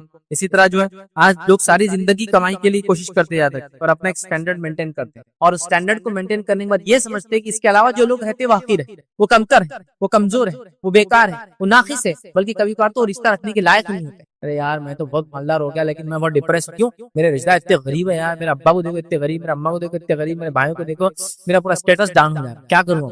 तोड़ दे सबसे, तोड़ दे। ना गाँव जाता अपने, ना माँ बाप को देखता, ना भाइयों को, इसलिए कि यार कैसे गरीब भाई बहन कैसे हो सकते हैं मेरे, कभी नहीं होना चाहिए। ठीक है, तो अपना स्टैंडर्ड मेंटेन मत कीजिए, किसी को हकीर मत समझिए स्टैंडर्ड के चक्कर। ठीक, अल्लाह रब्बुल इज्जत ने सूरह कहफ सूरह नंबर 18 आयत में 34 में क्या कहा सुनिए, वकान लहू समरुन फकाल लिसाहिबिही वहुवा युहाविरुहु अना अक्तरु मिनका मालन व अज़्ज़ु नफर। उसने क्या बोला मालूम, देखिए सुनिए, अल्लाह ने फरमाया एक दिन वो अपने हमसाये से बात करते हुए बोला मैं तुझसे ज्यादा मालदार हूँ। वो गरीब मुसलमान को देखिए क्या बोला, मैं तुझसे ज्यादा मालदार हूँ और तुझसे ज्यादा ताकत, मैं तुझसे ज्यादा मालदार। अब ये काफिर और क्या करा दूसरे को, मैं तुझको अपने आप से माल में कम समझता हूँ और मैं तुझसे ज्यादा मालदार हूँ और मेरी ताकत भी तुझसे ज्यादा। तकब्बुर किया उसने, कभी भी अपनी मालदारी का तकब्बुर नहीं दिखाना, हालांकि इसका अकीदा भी दुरुस्त नहीं था, वो काफिर भी। दूसरा सबक जो हमको मिलता है माल और दौलत के फितने से बचने का, इस वाक़े के अंदर, इस दो बाग वाले के वाक़े के अंदर इतना माल और दौलत था उसके पास, क्या मिलता है, कोई आपको हक़ीर समझे तो आप एहसास कमतरी में मत मुब्तला होइए, बल्कि आपके पास जो नेमत तौहीद अल्लाह ने दी थी उसका शुक्र बजा लाइए। जब कोई आपको हक़ीर समझे, जैसा वो बाग वाले ने, दो बाग वाले ने दूसरे मुसलमान को, गरीब मुसलमान को हक़ीर समझा, तो ये एहसास कमतरी में नहीं पड़ा, कहीं बोल रहे यार तुम क्या, मेरा कुछ भी नहीं है, नहीं, हक़ीर नहीं समझा इसने अपने आप को। जब उसको दूसरे ने हक़ीर समझा तो एहसास कमतरी में नहीं गया, बल्कि इसके पास जो नेमत थी उस नेमत पे ये खुश, उस नेमत पे ये मजबूती से जम गया। और वो नेमत क्या थी इसके पास, तौहीद की नेमत। तो मुसलमान के पास अकीदा था कि आखिरत में उठने वाला, ये क्या बोल रहा था, दोबारा नहीं उठने वाले, क्या अकीदा था, तो उसने उस पे शुक्र अदा किया। याद रखिए, तो इस बात को आप याद रखिए, कोई आपको हक़ीर समझे तो आप अल्लाह ने जो आपको नेमतें दी उस पर शुक्र अदा कीजिए, एहसास कमतरी मुब्तला मत होइए, उसके साथ बुरा सलूक मत कीजिए उस आदमी के साथ जो कर रहा है, बल्कि आप नेमतों का शुक्र अदा कीजिए अल्लाह ने दी है, कि अल्लाह ने मुझे सेहत दी है, अल्लाह ने मुझे अच्छे बीवी और बच्चे दिए हैं, अल्लाह रब्बुल इज्जत ने मुझे तौहीद पर कायम रखा है, अल्लाह रब्बुल इज्जत ने मुझे हलाल रोजी कमाने की तौफीक दी है, अल्लाह रब्बुल इज्जत मुझसे इबादतें करवा लेता है। याद रखिए, मैं कोशिश करता हूँ, रब्बुल इज्जत मुझे तौफीक देता है कि नमाज़ें पढ़ लेता हूँ, अल्हम्दुलिल्लाह। मैं इस तेरी हकारत से एहसास कमतरी, इंफिनिटी कॉम्प्लेक्स में नहीं आने वाला, मैं जो नेमत है उस पर खुश हूँ, तो खुश होइए उस नेमत पर, इसलिए कि जब दज्जाल आएगा, याद रखिए, वो खूब मालूम मता लोगों को देंगे, जो उस पर ईमान लाएंगे उसे खूब लुटाएंगे, लेकिन सबसे अजीम दौलत उस जमाने में जो होंगी वो होंगी तौहीद की दौलत। और एक नौजवान तौहीद परस्त जिसके पास दज्जाल आएगा, हाँ, दज्जाल आएगा और कहेगा मुझ पर ईमान लाता है, वो कहेंगे नहीं, ईमान नहीं लाता, तो वो क्या करेंगे मालूम, आरे से उनकी दो टुकड़े करेंगे। फिर दज्जाल जुड़ाने के बाद बोलेगा क्या मुझ पर ईमान लाता है, तुझे मार दिया था, जिंदा किया, तो वो कहेंगे अब तो मैं अल्लाह के रसूल सल्लल्लाहु अलैहि वसल्लम जो बातें बताई उस पर और ज्यादा ईमान लाता हूँ, क्योंकि मुझे बता दिया कि हदीस में तू ऐसा करने वाला है, मैं और ज्यादा ईमान लाता हूँ। फिर दज्जाल तलवार उठाएगा और उसकी गर्दन में मारेगा, अल्लाह ताला उसकी गर्दन को तांबे की गर्दन बना देगा, फिर उस नौजवान को मार नहीं सकता। तो उस दज्जाल के सामने भी जो चीज उसको बचाएंगी तो अगर कोई आपको हकीर समझे, हकीर जाने, तो आपको उसको रिटेलिएट नहीं करना, उसको बुरा नहीं बोलना है, आपकी नेमतें जो अल्लाह ने दी उस पर आप शुक्र बजा लाइए। कि वो कह रहा है तुम इतने गरीब खल्लास भिखारी क्या जिंदगी जीतेगा, तुम कैसे जीते, अल्हम्दुलिल्लाह जो रब खिलाता है खा के, ये नहीं कि तू क्या अमीर, तेरी माल क्या लाग लगे, तेरी माल दौलत नहीं, कुछ भी नहीं बोलना, जो मेरे को अल्लाह दिया खाता पीता और खुश, तौहीद के बाद अल्लाह ने नवाजी है, मेरे भी बच्चे ईमान वाले बड़ा खुश, समझे आप बात। तो बहरहाल, तो कोई आपको हकीर समझे ऐसा से कमतरी मत जाइए, जो नेमत अल्लाह ने दी खास तौहीद वगैरह उसका शुक्र अदा कीजिए। तो इस शख्स ने वो किया, याद रखिए اور اللہ رب العزت کیا فرماتا سورہ کہف سورہ نمبر 18 آیت نمبر 37 38 میں اللہ نے کیا فرمایا سنیے قال له صاحبه وهو يحاوره اكفرت بالذي خلقك من تراب ثم من نطفة ثم سواك رجلا لكن هو الله ربي ولا اشرك بربي احدا. اللہ فرماتا کہتا ہے اس کے ہمسائے نے گفتگو کرتے اس سے کہا کیا تو کفر کرتا ہے؟ تو اس نے کیا کہا میں سمجھتا ہوں بات کبھی ختم نہیں ہوگا اور میں دوبارہ اٹھا نہیں جاؤں گا. تو وہ جو مسلمان تھا غریب وہ کیا جواب دیتا ہے؟ وہ کہتا ہے کیا تو کفر کرتا ہے اس ذات سے جس نے تجھے مٹی سے پیدا کیا پھر نطفے سے پیدا کیا اور تجھے ایک پورا آدمی بنا کر کھڑا کیا؟ رہا میں تو میرا تو وہی اللہ ہے اور میں اس کے ساتھ کسی کو شریک نہیں کرتا. دیکھیے شکر ادا کیا اس نے کیا بولا میں تو غریب پاتا ہوں میرے پاس طاقت بھی زیادہ ہے میری تو مال بھی زیادہ ہے میں یہ سوچتا ہوں کہ دوبارہ نہیں اٹھوں گا میرا ٹھیک کبھی ختم نہیں ہوگا اور میں اٹھا بھی دوبارہ تو تم جیسے لوگوں کے سامنے رہوں گا جیسے یہاں عزت میں تھا وہاں بھی عزت میں رہوں گا. تو یہ اپنے جواب میں محسان سے کم ترین نہیں آتا ہے. یہ کہتا ہے کہ تو کیسے اللہ کا انکار کر سکتا ہے جبکہ اس نے پیدا کیا اور میں سب کسی کو شریک نہیں کرتا ہوں. اپنی توحید کے اوپر اس نے شکر ادا توحید پر اس نے شکر ادا کیا. تو آپ بھی ایسا کچھ ہو تو شکر ادا کیجیے توحید کے معاملے میں. اور متکبر مالدار کو اس واقعے میں نصیحت یہ ملتی ہے یاد رکھیے وہ یہ ہے کہ اللہ رب العزت فرماتا ہے سنیے کیا نصیحت ملتی ہے سورہ کہف سورہ نمبر 18 آیت میں 39 نے فرماتا ہے کہتا ہے ولولا اذ دخلت جنتك قلت ما شاء الله لا قوة الا بالله ان تراني انا اقل منك مالا وولدا. اللہ فرماتا ہے کہتا ہے کہ اگر آپ متکبر دیکھیں کسی کو جو مال و دولت پہ فخر کر رہا ہے تو کیا نصیب کرے. اللہ فرماتا ہے اور جب تو اپنی جنت میں داخل ہوا تو اس غریب مسلمان نے اس مالدار سے کیا کہا اور جب تو اپنے باغ جنت میں داخل ہوا تھا تو اس وقت تیری زبان سے یہ کیوں نہیں نکلا کیا کیوں نہیں نکلا ماشاء اللہ جیسا اللہ نے چاہا لا قوت الا باللہ اللہ کے علاوہ کوئی اور طاقت اور قوت نہیں ہے. اگر تو مجھے مال اور اولاد میں اپنے سے کمتر پا رہا ہے اگر تو مجھے مال اور اولاد میں اپنے سے کمتر پا رہا ہے امیر تو نے تو کیا کرنا چاہیے تھا اللہ کا اور شکر ادا کر کے یہ کہنا چاہیے تھا یہ نہیں بولنا تھا باغ کبھی ختم نہیں ہوگا یہ بولنا چاہیے تھا ماشاء اللہ لا قوت الا یہ کہنا چاہیے. اس سے پتا چلا کہ مالدار متکبر کو نصیحت کی گئی. کیا نصیحت کی گئی؟ یہ نصیحت ہے کہ وہ شکر ادا کرے جو نعمت اللہ نے. تیسری نصیحت کیا ملتی ہے اس واقعے سے ہم لوگوں کو سیکھنے کا سورہ کہف کے اس واقعے سے؟ تیسری نصیحت یہ ہے کہ غرور کا انجام کیا ہوتا ہے. زوال نعمت دنیا میں اور آخرت میں آگ کا عذاب. غرور کا انجام پتہ چلتا ہے اس واقعے سے ہمیں کہ دنیا کے اندر ذلیل ہوتا ہے وہ انسان جو غرور کرتا ہے اور آخرت کے اندر وہ جہنم میں جانے والا ہے. اور یہ انجام اس واقعے سے ہم کو پتا چلا.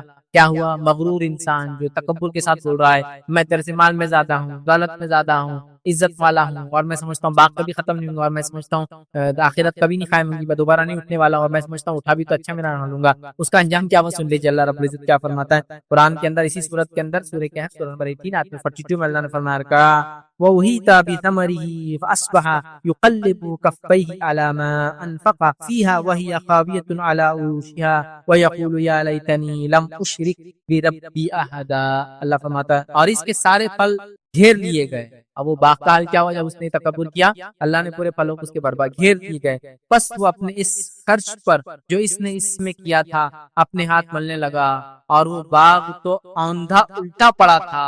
ایسا بھور آیا بونڈر سائیکلون ٹائکون جو بھی پھیلال تھا وہ آیا پورے اس کے کھیتی کو پھلوں سے الٹا کر دیا. آپ دیکھیے جھاڑ پہ اچھے جام اچھے آم اچھے سیب اچھے انار لگے اور ایک زبردست تیزی یا ٹھنڈا اسٹارم بارش اولے وغیرہ گر جائے پورے پھل نیچے پڑے اور ایک ہی دن میں کیڑا سب اندھا کر دیا اللہ نے.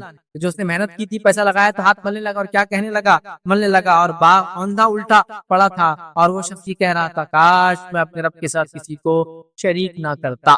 تو نصیحت کیا ملی؟ تکبر کا انجام دنیا میں دان خسارہ اور آخرت میں جہنم کا عذاب. تو یہ دوسرا سبق تھا اس سورت سے سورہ کہف سے جو ہم نے حاصل کیا اور بڑا اہم سبق. آئیے سورۃ الکہف سے تیسرا سبق جو ہم حاصل کریں گے آج اور جو بڑا فتنہ ہے اس فتنے سے بچنے کا وہ ہے علم کا فتنہ. علم کے فتنے سے ہم کیسے بچیں سورۃ الکہف کے پس منظر میں دیکھیں گے. اور علم کا فتنہ بہت خطرناک فتنہ ہے. جیسا میں نے کہا سائنس ٹیکنالوجی میں انسانیت نے اتنا ایڈوانسمنٹ کر لیا کہ انسان نعوذ باللہ یہ سوچ رہا ہے کہ ہم سب کچھ کر سکتے ہیں.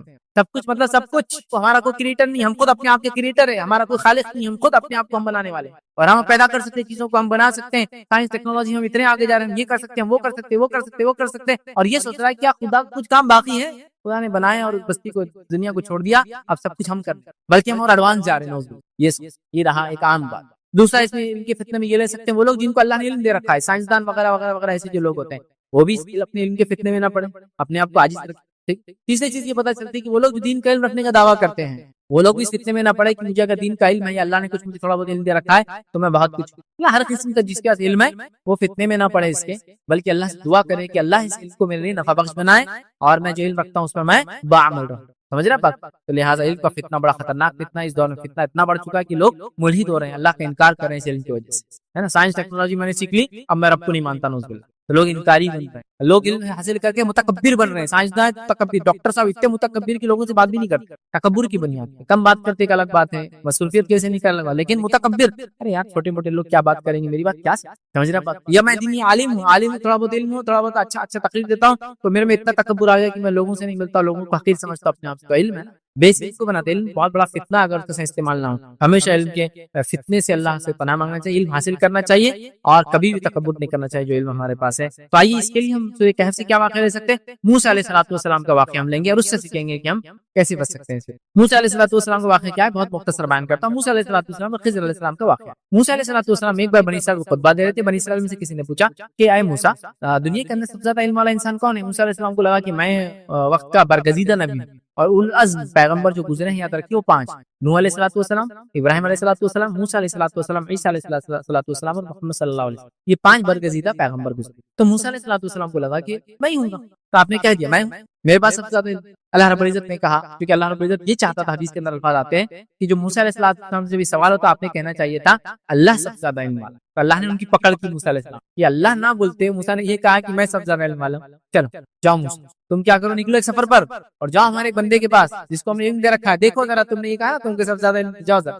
موسیٰ علیہ السلام نکلتے ہیں اور پورا واقعہ بہت لمبا ہے، بہت شارٹ میں جا رہا ہوں. ایک مچھلی لے کے نکلتے جو کہ علامت ہوں گی، مچھلی جہاں پانی میں جائیں گی اس کا مطلب وہاں موسیٰ علیہ السلام کو اس شخص سے اللہ ملائیں گا جس سے ملانا چاہتا ہے، اور موسیٰ علیہ السلام کو اس کا جواب ملے گا کہ علم میں جو انہوں نے کہہ دیا میں سب سے زیادہ علم والا. اور موسیٰ علیہ السلام یوشع بن نون جو کہ ابھی صحابی رسول ہے، یہ بعد میں چل کے نبی بنے بنی اسرائیل کے. اور ایسے واقعات ہم کو ملتے ہیں کہ کچھ لوگ پہلے صحابی تھے کسی نبی کے اور بعد میں اللہ نے ان کو نبوت دی. تو یوشع بھی ان میں سے ایک ہے، یوشع ابن نون. یہ پہلے بنی اسرائیل کی ایمان لانے والے انسانوں میں سے تھے، موسیٰ علیہ السلام کے حواری میں تھے، بعد میں اللہ نے ان کو نبوت دی عطا کر. تو یہ سفر پہ نکلے، نوجوان ساتھی تھے ان کے، موسیٰ علیہ السلام اور یہ دونوں سفر پہ نکلے. موسیٰ علیہ السلام نے کہا جب مچھلی چلی جا نکل کے زندہ ہو کے، مطلب مچھلی مری ہوئی تھی لیکن ایک مقام پر اللہ نے حکم دیں گا اس کو زندہ ہوں گے، پانی میں جائیں گے، وہاں اپن ملیں گے. وہ لوگ چلے جگہ سوئے، سو کر اٹھے، مچھلی نکلی اور پانی میں چلے گئی. یوشع ابن نون بھول گئے. موسیٰ علیہ السلام تھوڑی دیر سے اٹھے. موسیٰ علیہ السلام جب اٹھے دونوں سفر پہ نکل کے، ایک دن اور رات گزر گیا. موسیٰ علیہ السلام کا بڑے تھک گئے، کیا ہو گیا؟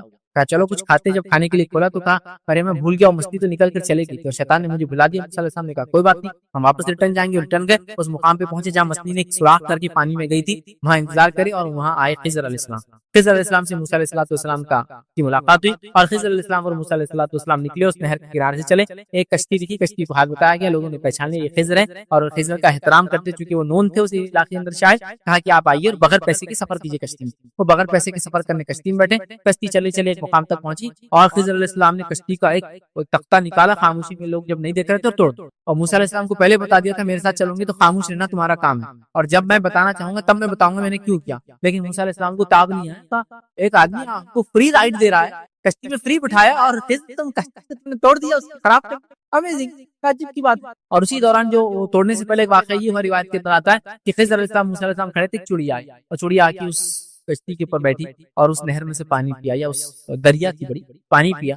تو خضر علیہ السلام نے کہا موسیٰ یہ چڑیا کیا بتا رہی ہے معلوم ہے؟ تو موسیٰ علیہ السلام نے کہا کیا؟ تو یہ بتا رہی ہے کہ جتنا پانی میں نے اپنے چوچ میں لیا، جتنا پانی میں نے اپنے چوچ میں لیا، اتنا علم تیرا اور میرا ملا کر اللہ کے علم کے مقابلے میں، اللہ کا علم سمندر جیسا ہے. اور جیسا چڑیا نے سمندر میں سے ایک گھٹ، چڑیا کا گھٹ کیا ہوتا ہے؟ صرف کتنے ایم ایل کا سپ پیئیں گے اسے پتا نہیں، 1 ml 2 ml ہے نا، اتنا سا سپ لیتی چڑیا. تو کہا موسیٰ علیہ السلام سے کہ جو چڑیا نے پانی پیا، یہ چڑیا بتا رہی ہے کہ اللہ کے علم کے مقابلے ہمارا علم صرف اتنا ہے. جیسا اللہ کے علم سمندر ہے، تو چڑیا نے جو پانی پیا نا اتنا تیرا اور میرا علم. پھر بارے وہ آگے چلی، انہوں نے توڑ دیا اس کا. وہ موسیٰ علیہ السلام کو وہ نہیں، آپ نے پوچھ لیا. خضر نے کہا میں نے تو پہلے بولا تھا مجھ سے کوئی سوال نہیں جب تک میں جواب نہ دوں، ابھی خاموش ہو. موسیٰ علیہ السلام نے کہا ٹھیک ہے، اس چیز کے لیے مجھے چھوڑ دو جسے میرا خود کنٹرول نہیں ہے، میں نے جان بوجھ کے نہیں کیا لیکن نکل گیا میرے منہ سے تم نے جب ایسا کیا تو. حالانکہ فری رائڈ دی ہم کو. بہرحال انہوں نے کہا چلو آگے چلے تو ایک بچہ ملا. خضر علیہ السلام نے قتل کر دیا. موسیٰ علیہ السلام نے کہا یہ تو بہت ہو گیا، ٹو مچ، ایک جان لے لی تم نے بغیر کسی عذر کے. خضر نے کہا دیکھو میں نے تم سے پہلے ہی کہا تھا ساتھ چلنا، تو خاموش رہنا. کہا ٹھیک ہے میں خاموش رہنے کی کوشش کروں گا. آگے بڑھے تو ایک بستی میں گئے. بستی میں جا کے کھانا مانگا، بستی والوں نے کھانا نہیں دیا. تو وہاں ایک دیوار کے گرنے پہ ٹیڑھی ہو گئی. تو خضر علیہ السلام نے دیوار کو सीधी कर।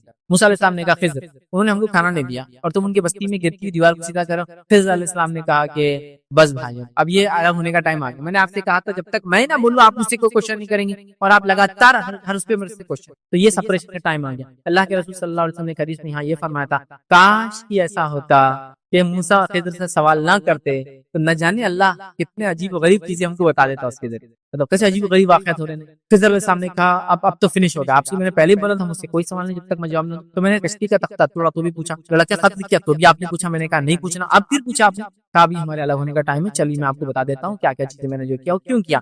पहला मैंने तख्ता इसलिए तोड़ा उस कश्ती का कि अल्लाह ने मुझे बता दिया था बजरी वही कि एक बादशाह है जो अच्छी कश्तियों को कब्जे में ले रहा है, तो मैंने कश्ती का तख्ता तोड़ दिया जिससे पानी अंदर आया। जब ये कश्ती वहां पहुंची हमारे उतरने के बाद, जब बादशाह ने इसको पकड़ा, जब देखा कश्ती फूटी हुई तो उसने इस कश्ती को छोड़, तो गोया मैंने उसके फायदे के लिए काम, वरना उसकी कश्ती उसके हाथ से बादशाह क्या कर रहा था, कब्जा कर दिया। कब्जा मतलब बादशाह जबरदस्ती ले लेते चीजों, कुछ पैसे वैसे उसके बदले। कहा दूसरा, जब हम बच्चे के पास गए जो खेल रहा था बच्चों के अंदर, मैंने उसे खत्म किया, ये अल्लाह का हुक्म था मुझे, और वो बड़ा होकर जो है काफिर बनने वाला था जिससे अपने वालिदैन को आजमाइश में डालने वाला। अल्लाह रब्बुल इज्जत ने चाहा कि उसके वालिदैन के साथ उसने सुलूक करे, अच्छा मामला करे, और वो कितने महीना पड़ा ईमान के लिहाजा उसको खत्म। उसके बाद तीसरी जगह जब हम पहुंचे, दीवार जो गिरने की थी वहां खजाना था 2 यतीम बच्चों का, और अल्लाह चाहता था कि उन यतीमों के बड़े होने के बाद वो खजाना मिले। दीवार गिर जाती तो खजाना निकल जाता, अल्लाह ने मुझे हुक्म दिया, मैंने दीवार बना दी। अभी दीवार तब तक अच्छी रहेगी इंशाल्लाह जब तक बच्चे बड़े होंगे, उसके बाद गिर जाएंगे। और ये इसलिए कि अल्लाह ताला ने ये इसलिए चाहा कि उनके वालिद नेक इंसान, से पता चला अगर वालिदैन नेक तो बच्चों को उसका अजर मिले, उनके वालिदैन नेक। कहा ये हमारे अलग होने का टाइम है। ये बातें थी, हिकमतें थी जो अल्लाह ने मुझे बताई जो तुम्हें नहीं दिया गया था। पता चला जो मूसा अलैहिस्सलाम को इल्म था वो खिज़र अलैहिस्सलाम के पास नहीं था, जो खिज़र को इल्म था मूसा अलैहिस्सलाम के पास नहीं था, और मूसा अलैहिस्सलाम को अल्लाह ने नसीहत कर दी कि मूसा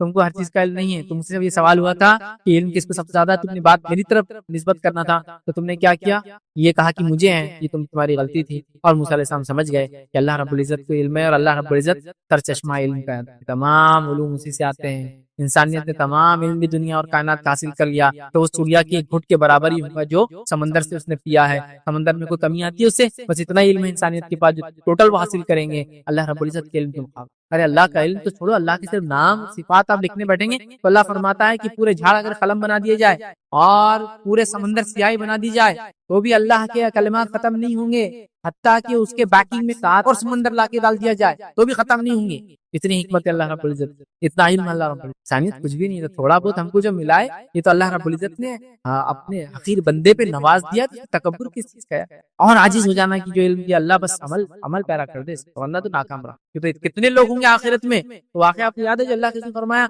ऐसे लोग होंगे जो जन्नत के अंदर लोग जमा होंगे ऐसा घेराव के साथ, और वहां वो लोग क्या कर रहे होंगे, गधा या कोलू के बैल जैसा या गधे के जैसा उनको घुमाया जा रहा होगा। पूछा जाएगा तुम तो वो लोग हो दुनिया में जो हमको अच्छाई का हुक्म देते थे और बुराई से रोकते थे, अब तुम्हें क्या हो रहा है, तो कहा जिस चीज का तुम्हें हुक्म देते थे हम खुद अमल नहीं करते, उसके नतीजे में आज ये सजा मिल रही, उसके नतीजे में जो है ये सजा मिल रही।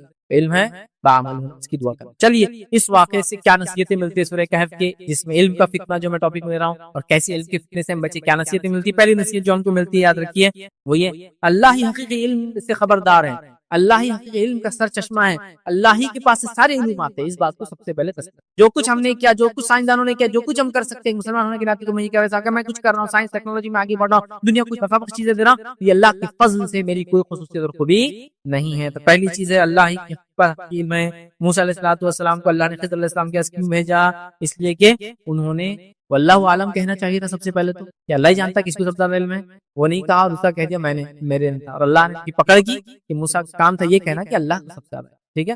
तो सबसे पहली चीज है। दूसरा, लोग अल्लाह के इल्म और हिकमत से ज्यादा आजकल कुफ्फारों के इल्म हिकमत चालबाजियों के ताल्लुक से परेशान रहते हैं। इनकी ये चाल है, उनकी वो चाल है, उनकी ऑर्गेनाइजेशन को 100 साल हो गए उनकी मसूबबंदी है, ये ऑर्गेनाइजेशन 1100 साल से चल रही है इनकी मसूबबंदी है, वो फलां ऑर्गेनाइजेशन ये कर रही है तो फलां ऑर्गेनाइजेशन ये कर रही है, फलां लोगों का मंसूबा पूरी इंसानियत को जहन्नम में ले जाने का फलां लोगों का मंसूबा है। अरे इन सबके तमाम मंसूबे मिलके भी कुछ नहीं कर सकते, इसलिए कि अल्लाह रब्बुल इज्जत को उसका इल्म था, तो अल्लाह रब्बुल इज्जत खुद इनको इनकी चालबाजियों में फंसाता है। इसका मतलब ये नहीं कि मैं कह रहा हूँ मुसलमानों को एकदम भोली बकरी बन के किसी के पीछे भी चलो, मैं ये नहीं कहना चाहता, बोलना ये चाह रहा हूँ कि जो चालबाजी करने वाला कर रहा है रब्बुल इज्जत को उसका भी इल्म है, और अल्लाह रब्बुल इज्जत उनकी चालबाजी से उम्मत को बचाएंगे। अगर उम्मत तौहीद पर कायम रहे और जिस तरह से उसके नबी ने अमल किया करते रहे, अहकामात पे अमल लाए, मना चीज करदा चीज से रुकती रहे, तो अल्लाह रब्बुल इज्जत का काम है उसकी हिफाजत कर सकते। तो हम लोग बड़े इसकी तंजीम, ये खुफिया तंजीम ये कर रही है, ये ऑर्गेनाइजेशन 100 साल से ये कर रही है, वो ऑर्गेनाइजेशन सब बेकार है। अल्लाह रब्बुल इज्जत हर चीज का इल्म है, तो लोगों की चालबाजियों का भी इल्म है, लोगों की अच्छाई का भी, सब चीज का अल्लाह ताला को इल्म है। बात को आप समझिए अगर, ठीक है। इसी तरह जो है एक रिवायत आती है जो सिलसिलतुल हदीस सही है, एक रिवायत हदीस सुनी, हदीस इस तरह से नबी अकरम सल्लल्लाहु अलैहि वसल्लम फरमाया, जब मूसा अलैहिस्सलाम की खिज़र अलैहिस्सलाम से मुलाकात हुई तो एक परिंदा आया, वो जो वाक़े में रखा, और इसने पानी अपने चोंच में भर लिया। खिज़र अलैहिस्सलाम ने मूसा अलैहिस्सलाम से कहा, क्या तुझे इल्म है ये परिंदा क्या कहना चाहता है? इन्होंने कहा, ये क्या कहना चाहता है? खिज़र अलैहिस्सलाम ने कहा, मुझे कह रहा है कि तेरा और मूसा का इल्म अल्लाह ताला के इल्म के मुकाबले में इतना ही है जितना समंदर के मुकाबले में मेरी चोंच में आने वाला पानी। तो अल्लाह रब्बुल इज्जत की जात असली है। जब ये पूरे इतने बरगजीदा नबियों का इल्म चोंच में पानी के होता है, तो ये तंजीमों का, ये शर पसंद लोगों का, ये शैतान के पैरोकारों की चालों की क्या औकात है ऐसे। पर मैं नहीं कह रहा हूँ मासूम बकरी बन के चले, मेरा बोलने का मकसद ये है हम अल्लाह पे तवक्कुल करें, ईमान लाए, जैसे लाने का हक है, अल्लाह रब्बुल इज्जत हमारी बात करे। दूसरा, हम इस वाक़े से क्या नसीहत सीखते हैं और इल्म के फितने से हम कैसे बच सकते हैं इस वाक़े से, वो ये वाक़यात के पीछे मौजूदा अल्लाह की अजीम हिकमतों को हम समझें। जो चीज जिंदगी मेरे और आपके साथ होती है मुझे उसका इल्म नहीं होता है, लेकिन अल्लाह की अजीम हिकमत को आप ज़हन में रखिए कि अल्लाह ने कुछ न कुछ हिकमत से ही काम मेरे साथ करवाया है। और रिवायतों में अल्फाज आता है कि कोई काम मोमिन के साथ नहीं होता मगर ये कि उसके लिए नफा होता है। जैसा कश्ती में सुराख कर दिया, तोड़ तख्ता तोड़ दिया खामोशी में, खिज़र अलैहिस्सलाम, है ना। अब तो कश्ती वाले पे क्या गुजरी होंगी उस थोड़ी देर, कब तक, जब तक कि वो कश्ती छूट ना गई, क्या गुजरी होंगी कि किसने क्या मेरे साथ ये लाना दोस्त मनावा, तो मेरी कश्ती को तोड़ दी, है ना। और जैसी बादशाह के पास गए, बादशाह बोला चल लाओ कश्ती, लाओ अच्छी कश्ती, किसकी लो, जब टूटी हुई कश्ती देखा छोड़ दिया तो हाँ चच हुआ, बहुत अच्छा हुआ जो टूटा, है ना। इतने जल्दी इंटेंशंस कैसे बदलते हैं हम लोग, हम ये सोच ले अल्लाह की अजीम हिकमत है, अल्लाह का ग्रेटर प्लान है। मैं रास्ते जानो गिर गया और पैर टूट गया, और अभी तो मेरी रेस, अभी तो मेरे गेम्स थे, अभी तो मेरा स्पोर्ट्स था, अभी तो मेरे को हेल्थ की जरूरत थी, अभी तो बिजनेस टाइम था, अभी तो सीजन था, अभी तो खेती का टाइम था, अभी तो ये था। वेट रुक जाओ, समझ, हिकमत है इसके पीछे रब्बुल इज्जत की। हो सकता है ये टूटना और तुम्हारा आराम करना तुम्हारे लिए खैर का सबब। एक साहब एक बार बताने लगे, उनको पैरालिसिस फालिज लकवा मार गया, है ना, सुन होना था, हाफ बॉडी पैरालिसिस। अब इतने परेशान हो गए, पैरालिसिस हो गए, इतने परेशान हो गए किसी को इंतहा नहीं। जब पैरालिसिस खत्म होने के बाद उनकी बॉडी के चेकिंग वगैरह हुआ तो डॉक्टर्स ने ये डिटेक्ट किया कि उनके फेफड़ों वगैरह में कुछ ऐसा मर्ज हो गया था कि जब वो पैरालिसिस हुआ और वो जब आराम करते रहे तो ऑटोमेटिक पैरालिसिस के साथ वो मर्ज भी क्योर हो गया। अगर वो अच्छे होते तो शायद इस मर्ज से उनको बहुत ज्यादा नुकसान होता और तकलीफ, बल्कि डॉक्टर ने देखा शायद मर जाते उसके। पर हम नहीं मानते, हम मानते हैं कि जब तब्दील में रहा वो वक्त आता तो इंसान मरना जब तभी मरता। आप समझे, तो अल्लाह ने एक पैरालिसिस के जरिए दूसरा ट्रीटमेंट कर दिया उस आदमी का। जो मोमिन के साथ होता है अल्लाह के बड़े मंसूबे को ज़हन में हमेशा रख। हम लोग कितने नाशुक्र हैं, कितनी छोटी छोटी चीज हो जाती है, गिर गए पैरों कुछ हो गया, अभी होना था कि अल्लाह ताला को अभी कराना था, इतना इंपॉर्टेंट काम है अभी करा। अब देखो ना, बच्चे का इंटरव्यू था, अल्लाह ताला ने हाथ उड़ा दिया उसका, क्या हमारा ही घर मिलता नौज़बिल्लाह अल्लाह ताला। ऐसी जुमले हम लोग बोलते हैं छोटी छोटी चीजें। देखो अब इतनी जरूरत थी पैसों की, अभी नो बीमार पड़ेगा, कौन कमा के लाएंगे, आप नहीं जानते, हो सकता है इसकी जान जाने वाली थी। खिज़र अलैहिस्सलाम देखिए कैसे कैसे काम कर रहे हैं, तो अल्लाह ताला ने उनके जरिए बताया। अल्लाह के फरिश्ते भी ऐसा काम करते रहते हैं इंसानों के लिए, इधर उधर जा जाकर। कभी कभार ऐसा मैं ताज्जुब के साथ सोचता हूँ, बच्चों को देखता हूँ, बच्चों को आजकल तो सीसीटीवी कैमरे का दौर, अजीब और गरीब मौजूदाती ढंग से बच जाते, कहीं भी निकल जाते। आप देखिए तो बड़ा आदमी तो आप बोलते अभी तो गिर के उसको कुछ पे मर जाता था, गाड़ी के नीचे, गाड़ी ऊपर चले गए, बच्चा बीच में बच के निकल गया। आप बोलते यार मौजूदाती तौर से कैसा बच गया।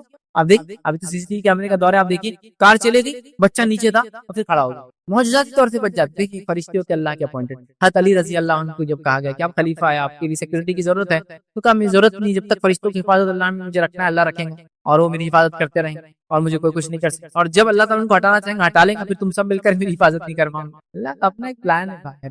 तो उस ग्रेटर प्लान को याद रखिए कि अगर मेरा पैर टूटा तो कुछ ना कुछ फायदा है, अगर मेरा माल गया तो कुछ ना कुछ फायदा, अगर मेरी सेहत गई तो कुछ ना कुछ इसका प्लान है, अल्लाह का फायदा है, अगर मेरी बच्चों की शादी नहीं तो कुछ ना कुछ फायदा, अगर मेरी सेहत आज नहीं तो कल कुछ ना कुछ इसका फायदा इस दुनिया और आखिरत में है। श्योर शॉट जिसको बोलते हैं, बिल्कुल है ही। तो वो हिकमत जब इंसान याद रखता है ना, कश्ती वाले ने अगर जजा फजा किया होगा 5-10 मिनट बाद या वो दूसरा जब वो बादशाह के पास गया तो कितना खुश होगा, बहुत अच्छा हो गया भाई, ये कश्ती खराब निकली, नहीं तो गई थी कश्ती, चलो तख्ता बना लेंगे बाद में अपन, समझ रहे बात। जैसा मिसाल के तौर पर कोई डाकू आ गए एकदम हाईवे के ऊपर, सब गाड़ियों को रोक लिए, बोले सबको खत्म कर दो, जल्दी जल्दी किसकी अच्छी गाड़ी, और आपकी गाड़ी एकदम खटारा गंदे हाल में, धुली भी नहीं, जिसकी वजह से आप ड्राइवर को बमका है, गालियां दे के आएंगे, तेरे वजह से गंदी गाड़ी ले जा रहा बेटा, मेरे खानदान में कोई इतनी गंदी गाड़ी कभी बैठा नहीं, ये नहीं तूने सब ऐसा है। और वो डाकू क्या करे, सबसे ज्यादा चमक रही है इसकी गाड़ी तो खाली करके, और आपकी यार गंदी इसको छोड़ दो। और अल्लाह करेगा बेटा तूने अच्छा करा गाड़ी को धोया नहीं, तले खा लड्डू खा मेरी तरफ से, ना डाकू ने हमारी तरफ देखा ना हमारे तरफ कुछ वो है नहीं। जब शुक्र अदा करें तो अल्लाह का ग्रेटर प्लान रहता है हर जगह, समझो।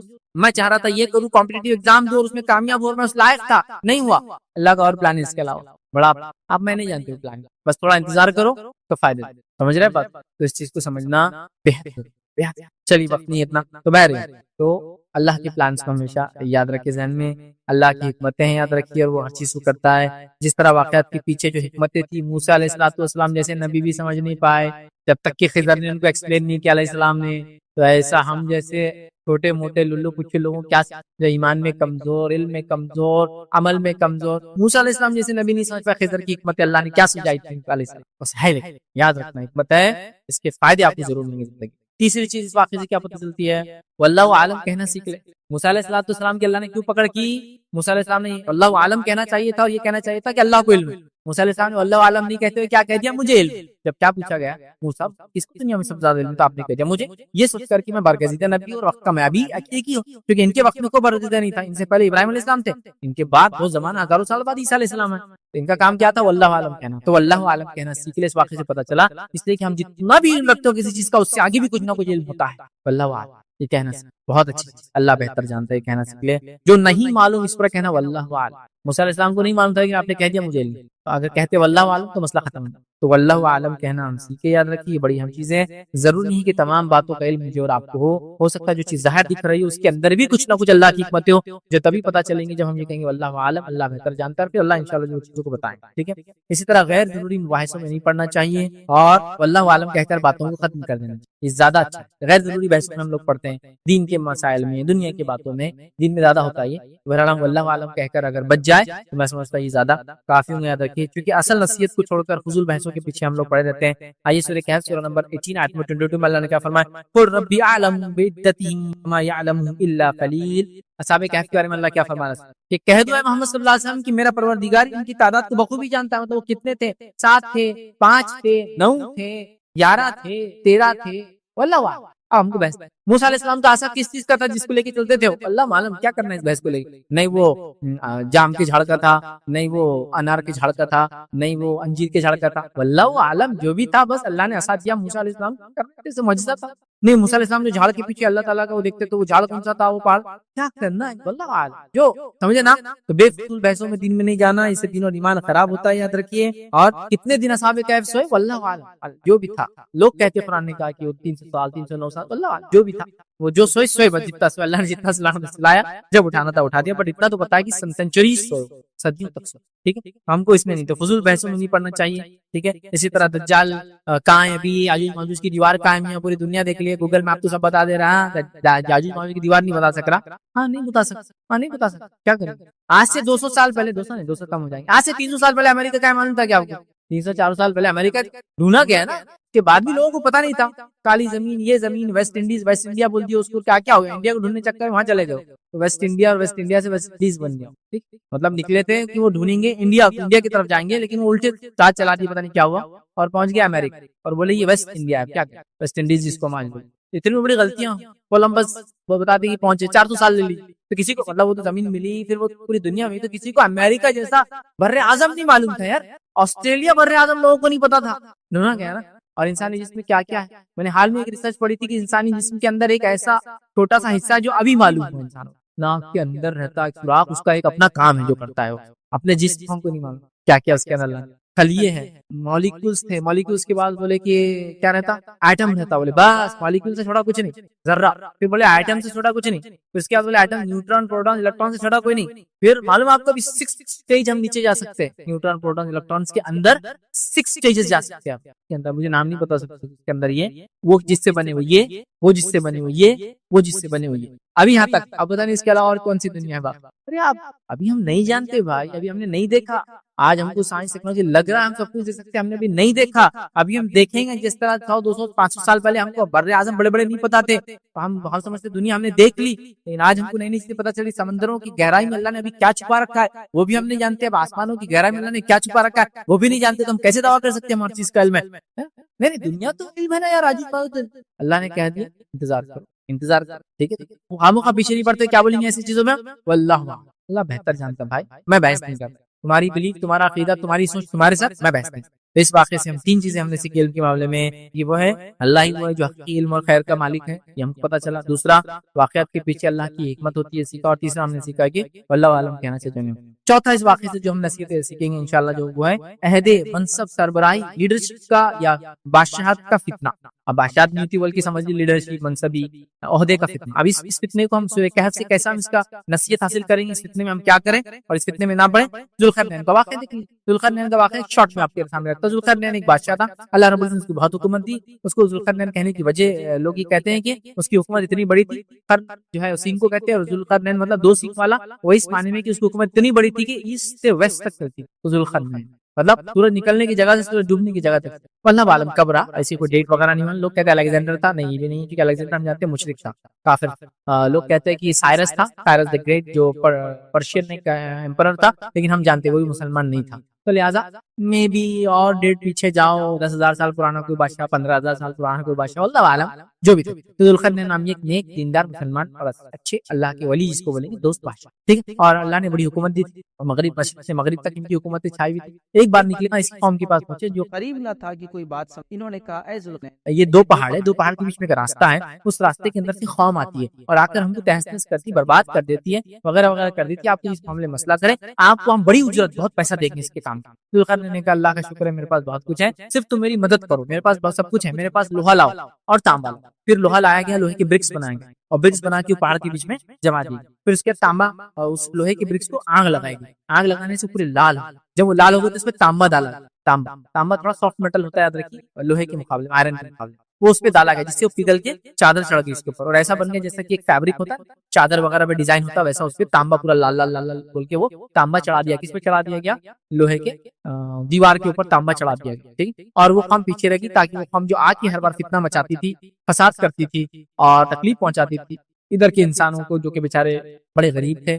اس غربت کے بعد بھی لیکن ان لوگوں نے پلان کیا کہ ہم ذوالقرنین کو بڑا بدلہ دیں گے اس کام کا اگر وہ کام کرتے. لیکن ذوالقرنین نے یہ کام نہیں کیا، مطلب پیسہ نہیں لیا اور کہا میں کام کر دوں گا لیکن مجھے تمہاری اجرت کی پیسے کی ضرورت نہیں، اللہ کا دیا بہت ہے میرے پاس، اور میں بادشاہ ہوں تو میرا کام ہے سلطنت رعایا کی مدد کرنا، پوزیشن ہے تو اس کا میرا کام ہے تمہارے لیے کروں. اور انہوں نے یہ کام ان کو اپنے طرف سے کر دیا کیونکہ ان لوگوں کی اسکل تھی. اسکل کیا تھی؟ لوگوں کے پاس پھونکتے تھے اور تانبے وغیرہ کو معلوم آپ کو جو پگھل کے ڈالتے تھے، پھونکنے سے وہ پھیلتا اور ایک ہوتا ہے. ان میں ان کے پاس وہ صلاحیت تھی. تو انہوں نے لوہا جمع کیا جو کہ ان کے لیے آسان کام تھا. انہوں نے تانبا جمع کیا اور پھر پھونک کر تانبے کو لوہے کو گرم کیا اور پھر اس کی چادر چڑھا دی.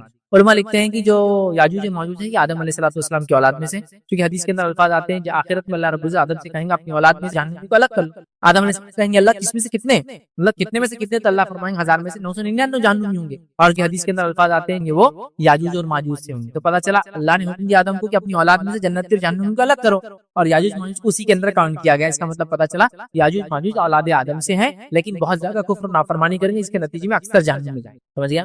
ٹھیک ہے. تو یہ اولاد آدم سے، اور آدم علیہ السلام کی اولاد ہیومن بینگ سے، جیسے میں اور آپ انسان ہیں یاد رکھیے، اور آدم علیہ السلام کی نسل. لیکن یہ اپنی جنگلی پنے کی وجہ سے، دین اور دین سے دوری کی وجہ سے، دنیا سے دوری کی وجہ سے، سائنس ٹیکنالوجی میں یہ آگے نہیں بڑھیں گے کیونکہ ان کے حالات جو آتے ہیں روایتوں میں اس سے پتہ چلتا ہے. تفصیلات کا موقع نہیں، یاجوج ماجوج کے خیر کیا دیکھنا ہے تو آپ میرا پورا ایک لیکچر ہے یاجوج اور ماجوج کا خروج، یہ ضرور آپ دیکھیے، جو کہ دجال کے خروج کے بعد نکلنے والے. دجال کے نکلنے کے بعد یہ لوگ آئیں گے، علامات قیامت میں سے ایک بڑی علامت ہے. اس کے بعد عیسیٰ علیہ السلام کو وہ کریں گے، بڑا تفصیلی واقعہ بہرحال آپ اس کو دیکھ سکتے ہیں. ٹھیک ہے. تو لہٰذا یہ ہوں گے. اب یہ قوم کے تعلق سے یاد رکھیے، یہ قوم جو ہے پہاڑوں پہ چڑھ نہیں سکتی، اس میں وہ صفت، اس لیے حدیث میں آتا ہے یاجوج ماجوج جب آئیں گے تو عیسیٰ علیہ السلام سب کو لے کے پہاڑوں پہ چلے جائیں گے. مطلب یہ قوم پہاڑوں پہ نہیں چڑھ سکتی. دوسرا یہ قوم میں کھودنے کی صلاحیت نہیں نیچے سے، مطلب یہ دیوار کے اوپر سے بھی نہیں آ سکتے اور نیچے سے بھی نہیں آ سکتے، کیونکہ اوپر چڑھنے کے مقابلے میں نیچے کھودنا زیادہ مشکل کام ہوتا ہے. یہ بات آپ سب جانتے ہیں. سمجھ رہے ہیں؟ آپ بولیں گے ایسا کیسا ہو سکتا ہے، آپ کو کلائمبنگ تو آسان دیکھیے ہو سکتا ہے، لیکن آپ کو معلوم ہونا چاہیے کئی لوگ ہیں جو بڑے بڑے لوگ ہیں، میں سمجھتا ہوں آپ جانتے ہیں سیلیبریٹی فلاں، لیکن تیرنا نہیں ہے. آپ بولیں گے یار ساری گاڑی چلانا نہیں آتی. ارے تیرے پاس 100 گاڑیاں لیکن نہیں چلانا نہیں آتی، ڈرائیور چلا آپ کو نہیں آتی، آپ نے کو جمتا ہی نہیں. مطلب کئی لوگ ایسے میں نے دیکھا. میں شو میں گیا تھا جس آدمی نے ہنڈریڈز آف گاڑیاں بنائی، مطلب اس کے پاس دنیا کی 100 قسم کی الگ الگ گاڑیاں جو اس نے بنائی. لیکن اس سے جب بات ہوئی تو اس کو پتا چلا کہ اس کو گاڑی چلانا آتی ہی نہیں، وہ کسی کے ساتھ ہی بیٹھتا ہے، بنا سکتا ہے چلا نہیں سکتا. لیکن اللہ سبحانہ تعالیٰ کیسی کیسی دنیا میں مخلوق بنایا، خود گاڑیاں بناتا ہے، ایک سے ایک ڈیزائن بنا سکتا ہے، لیکن بولے مجھے چلانا نہیں آتی کیونکہ اس کو سپیڈ کا ڈر ہے. سپیڈ کا ایک ڈر ہوتا ہے، لوگ مانو پیچھے بیٹھ سکتا ہوں لیکن ایسا خود چلانے کا ڈر. کسی کو ہائٹ کا ڈر ہوتا ہے، ہائٹ پہ جاتے ہیں اس کو تھرتھراہٹ شروع ہو جاتی ہے اور اس کو پرابلم ہوتی ہے. دیکھیے اللہ تعالیٰ جانتا ہے. تو نیچے کھود نہیں سکتے، اوپر چڑھ نہیں سکتے، اسی لیے تو پہاڑ کیوں کریں گے. وہ کیا کرتے ہیں اس کو کھودتے. روایت میں آپ صلی اللہ علیہ وسلم ایک رات اٹھے اور اچانک گھبراہٹ کر اٹھے اور اپنی اہلیہ سے کہا کہ ہلاکت ہے عربوں کے لیے. تو کہا کیا ہوا؟ تو کہا آپ نے روایت میں انگوٹھے اور یہ انگلی کو ملایا جو قریبی انگلی ہوتی ہے، سے کہا آج یاجوج ماجوج نے سوراخ، اور کھودنے کے بعد جو ہے وہ بالکل دیوار کو پتلا کر دیتے اور پھر اٹھ کے بولتے کل آ کے اپنی کریں گے. لیکن اللہ تعالیٰ کل تک پھر اس کو اپنی حکمت سے بڑی کر دیتے، پھر دوسرے دن سے شروع کرتے زیرو سے. لیکن ایک دن قیامت سے پہلے کیا ہوں گے، جب وہ نکلنے والے رہیں گے کھودیں گے اور اچھا خاصا کھود لیں گے اور کہیں گے انشاءاللہ کل آ کے ہم کریں گے. جب کل آئیں گے تو جیسی کی ویسی رہیں گی اور اس دن توڑ دیں گے، ٹھیک ہے، اور پھر وہ قوم نکلیں گے اور کیا ہوگا، تباہی مچائیں گے، آپ سب جانتے ہیں۔ بہرحال تو عہد اور منصبی پوزیشن، لیڈرشپ، مقام، مرتبہ اگر دیتا ہے اللہ تعالیٰ تو اس میں اس کے فتنے کیا، اس سے کیسے بچے، اس واقعے سے ہم کیسے نکال سکتے ذوالقرنین کے، آئیے دیکھتے ہیں 3 نکات اس میں کیا دیکھیں گے۔ پہلا نکتہ ہے مسلمان حاکم یا کوئی عہدے رکھنے والے نہ ظلم کریں گا اور نہ ہی ظلم کو برداشت کریں گا، نہ خود ظلم کریں گا نہ کسی پہ ظلم برداشت۔ مسلمان حاکم، لیڈر، خلیفہ، بادشاہ، ذمہ دار، آپ رعایا کے ذمہ دار ہو، کوئی پوزیشن ہے، گورنمنٹ آفیسر ہے، کچھ بھی ہے، نہ آپ ظلم سہیں گے نہ کسی پہ ظلم کریں گے، مطلب نہ خود ظلم کریں گے رعایا پہ، نہ ظلم سہیں گے خود، نہ رعایا کو سہنے دیں گے، مطلب رعایا پہ کوئی دوسرا ظلم کرو تو آپ کی جوابی کاروائی کریں گے اور آپ خود بھی ان پہ ظلم نہیں کریں گے۔ یہ بات ہم کو ملتی ہے، جیسے کہ ذوالقرنین نے قوم سے کیا کہا، سورہ کہف سورہ نمبر 18 آیت 87 میں اللہ نے فرمایا قال اما من ظلم فسوف نعذبه ثم يرد الى ربه فيعذبه عذابا نكرا۔ اللہ ماتر کہتا ہے اس نے کہا جو ان میں سے ظلم کرے گا ہم اس کو سزا دیں گے۔ ذوالقرنین نے کیا کہا، جو بھی ان میں ظلم کریں گے ہم اس کو سزا دیں گے، پھر وہ اپنے رب کی طرف پلٹایا جائے گا اور وہ اس سے زیادہ سزا دیں گے۔ دنیا میں ہم سزا دیں گے بادشاہ ہونے کے ناطے جو لوگ غلط ظلم کریں گے، اور آخرت میں تو اللہ تعالیٰ ان کو بڑی سزا دیں گا اس کے ظلم۔ سمجھ میں آ گیا؟ تو ذوالقرنین ظالم بادشاہ نہیں تھے، تو پہلا کام کیا ہے، آپ ذمہ دار ہیں، سرپرست ہیں، لیڈر ہیں، آپ کو پوزیشن ہے، منصب ہے، جج ہے، قاضی ہے، خلیفہ ہے، کنگ ہے، رسپانسبل پرسن ہے، آفیسرس ہے، آپ کو کام ہے نہ ظلم کرے نہ ظلم سہے، چونکہ دنیا میں ظلم کرنے والوں کو پکڑیں اور آخرت میں تو اللہ دردناک عذاب دیں گا۔ اور ذوالقرنین خود اس کے خلاف تھے تو کہا میں خود اس کو سزا دوں گا دنیا میں، اور آخرت میں اللہ تعالیٰ اس کو سزا دیں گا۔ تو ہمیں پوزیشن کا، عہدے کا صحیح فائدہ اٹھانا چاہیے، یہ سب سے پہلی چیز۔ اسی طرح جو ہے جبکہ آج لوگ عہدے حاصل کرنے کے بعد کیا کرتے ہیں، ظلم کرتے ہیں۔ میں آفیسر بن گیا، اتنا تکلیف دے رہے ہیں کام، آپ کا کام ہے آفیسر بن کے لوگوں کے مسائل حل کریں، اور آپ آفیسر بن کے لوگوں کے مسائل پیدا کرنے والے بنے، ہے نہیں؟ دیکھا جانا آفیسر بن کے اور اتنے پرابلمس لوگوں کے لیے پیدا کر رہے ہیں کہ لوگ سر پہ ہاتھ رکھ لے رہے ہیں، کیا کریں تو کیا کریں۔ آج آفیسر سے کیا آپ لوگ پریشان ہیں؟ نہیں، آپ کی دنیا کے کتنے کام ہیں جو صرف کرپٹ آفیسرز کی وجہ سے، ظالم آفیسرز کی وجہ سے نہیں ہو پا رہے۔ کئی لوگوں کو اللہ نے اگر طاقت دے دی تو ملٹری کے ذریعے لوگوں پہ آج غلامیاں لوگوں سے کروا رہے ہیں۔ کتنے اسٹیٹس ہیں جو آج دیکھیے ملٹری پاور کے ذریعے اپنی عوام اور رعایا کو برباد کر رہے ہیں، نقصان کر رہے ہیں، ان کی جانیں، ان کے مال، ان کی عزت اور آبرو کو اچھال رہے ہیں۔ ہو رہا ہے نہیں ہو رہا ہے؟ یہ سکھا یہ نہیں کرنا چاہیے، بلکہ ظلم روکنے والے ہوں بننا چاہیے، ہم نے ظلم کرنے والے نہیں ہونا چاہیے۔ دوسرا، اس جو حاکمیت، سربراہی، لیڈرشپ کا جو فتنہ ہوتا ہے ذمہ داری کا، تو اس پہ کیسے، اس میں کیا نصیحت، دوسری نصیحت ملتی ہے، طاقت اور استطاعت ہونے پر لوگوں سے شر کو دور کرنا۔ طاقت اور استطاعت اگر اللہ آپ کو دے تو لوگوں سے شر دور کرنا چاہیے، اور ہمارا معاملہ یہ طاقت مل گئی ہم کو کہ ہم ہی سب سے بڑے شر کرنے والے لوگوں کے لیے بن جاتے ہیں۔ دیکھو جب تک غریب تھے اچھے تھے، جیسی مال آیا پیڑ میں پیر نکل گئے ان کے، تکلیف دینا چاہیے۔ جب تک میں غریب ہوں دوسروں کے سے مانگ رہا ہوں، پریشان ہوں، اور جب مجھے مالداری اللہ نے دی دوسروں پہ ظلم کر رہا ہوں۔ جب میرے پاس پوزیشن نہیں تھی تو لوگوں سے دباوا ہوں، جب پوزیشن مل گئی تو لوگوں کو دبا رہا ہوں۔ ہو رہا ہے ذوالقرنین کے پاور، طاقت پہ کیا کیا انہوں نے، غلط استعمال نہیں کیا، لوگوں سے شر دور کیا۔ یہ کام کیجیے، آپ کو اللہ نے طاقت، پہنچ، صلاحیت، وسیلہ، اونچائی دی، لوگوں سے شر دور کیجیے۔ ذوالقرنین نے کیا کیا، یاجوج اور ماجوج سے اس قوم کو نجات دلائی، تو اللہ تعالیٰ کے حکم سے ذوالقرنین نے دیوار بنا دی جو قیامت کی ایک نشانی ہے، وہ ٹوٹیں گی تو قوم نکلیں گی اور سارا مسئلہ۔ اتنے لمبے عرصے کے لیے ان کو سیف گارڈ کر دیا۔ کس کو سیف گارڈ کر دیا؟ اس قوم کی یاد رکھیے، جب تک کہ رب نہ دے یہ چیز ایسی چلتے رہیں، ٹھیک ہے؟ تو اگر اللہ آپ کو طاقت دے، اللہ آپ کو صلاحیت دے، منصب دے، پوزیشن دے، پیسہ دے، تو آپ کیا کریں گے؟ لوگوں سے شر کو دور کرنے والے بن جائیں گے اور خیر کے لانے والے بن جائیں گے۔ ہمارا یہ کہ اللہ ہم کو پیسہ، دولت، منصب، جاہ، جلال، طاقت جیسی دیتا ہے، ہم لوگ لوگوں کے بیچ میں تکلیف دینے والے بن جاتے ہیں۔ کل تک میں جو ہے کچھ بھی نہیں تھا، آج کارپوریٹر بن گیا، لوگوں گھر کے کام روک دیا، کیوں؟ چلو لاؤ کام بھی رہوں گا۔ اب میں MLA بن گیا اور نئے روڑے، بڑے بڑے بزنس مینوں کو تکلیف دینا، یہ کرنا آپ کا حق نہیں، جس پہ کیسا لے سکتے آپ؟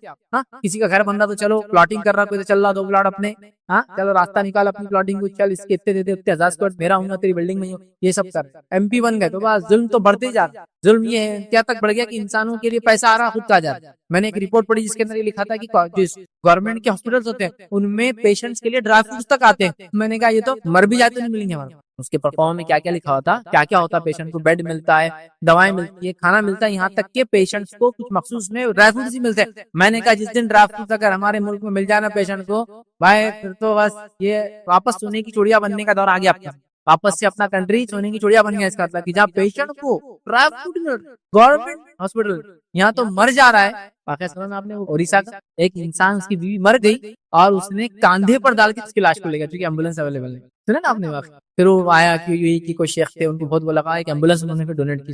یہ حال ہے نا، ہم کھا کے بیٹھ رہے ہیں، لوگ ہم شر بن رہے ہیں۔ طاقت ہے اللہ نے دیا، خیر پھیلانے والے بن جائیے، شر پسند لوگ کاپنا چاہیے، ڈرنا چاہیے۔ کہ میں نے ایک وردی پہن لی.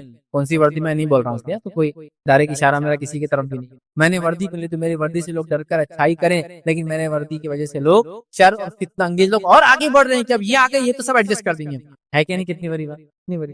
یا اب تو ظلم اور کرو, دیکھیے یہ وردی اپنے کو بچائے, یہ پوزیشن والا اپنے کو بچائیں گا, یہ منسٹر اپنے کو بچائیں گا, یہ منصب والا بچائیں گا, یہ پارٹی اپنے کو بچائیں گے. اگر پارٹی طاقت ہے, منسٹر طاقت ہے, منصب طاقت ہے, پوزیشن طاقت ہے, صحیح جگہ لگا اس کو. لوگوں کے نقصان کے ذوالقرنین کے پاس طاقت تھی, وہ ایسٹ اور ویسٹ کا کنگ تھا, لیکن اس کے بعد بھی وہ کیا کر رہا ہے, لوگوں سے شر دور کر رہا ہے. یہ نہیں کہہ رہا جاؤ تمہارا مسئلہ دیکھو, لوگ کہہ رہے پیسے لو, ذوالقرنین ہم کریں گے نہیں, پیسوں کی ضرورت نہیں, اللہ نے جو دیا بہت ہے, تم صرف مدد کرو میری فزیکل, باقی میں سب کرتا تمہارے لیے. تو پیسہ خرچ کیا ذوالقرنین نے اور شر کو ختم کیا. یہ کام. اور تیسری چیز ہم کو معلوم ہوتی ہے, یاد رکھیے, وہ یہ ہے جہاں منصب کے جو فتنہ ہوتا ہے اور اس میں کیسے بچے, اس صورت سے کیا نصیب. تیسری نصیب ملتی ہے خیر کے کام کی نسبت اللہ کی طرف کرنا.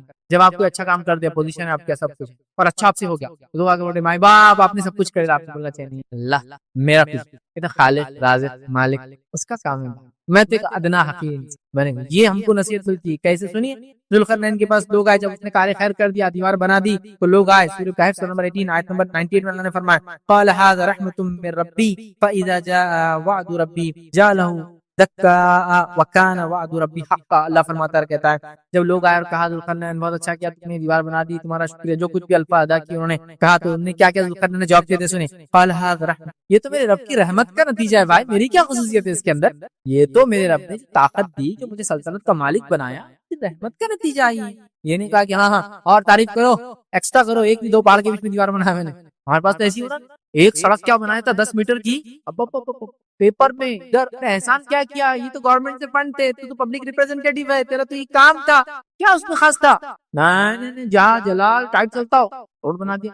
کون سا کام کیا یار 5 سال میں روڈ بنا, کون سا کام کیا تو 5 سال کے لیے ایم ایل اے رہا, اور تو نے صرف شہر کے اندر 2 جھاڑ لگا دیے, اس کی فوٹو جھاڑ 2 ملین جھاڑ لگا دیے, 2 جھاڑ, 2 کروڑ روپے کا فنڈ میں نے ایشو کر دیا, فلاں پارٹی فنڈ سے کائی کے لیے ایشو کر دیا, وہ فلاں, وہ 2 کروڑ روپے میں سے 20 لاکھ بھی نہیں ملتے وہ کام کے لیے, لیکن پیپر ورک. ارے گورنمنٹ کا فنڈ تھا بھیا, صرف لایا, جیب سے نہیں خرچ کیا, احسان نہیں کیا, اللہ کا فضل تھا, اللہ نے تجھے پوزیشن دی, تو نے کام کیا. یہ تو پبلک سرونٹس کا حال ہے. میں بول رہا ہوں کہ اگر کنگ بھی کوئی ہو, کنگ تو معاملہ الگ ہوتا ہے نا, اس کا مالک ہوتا ہے زمین کا.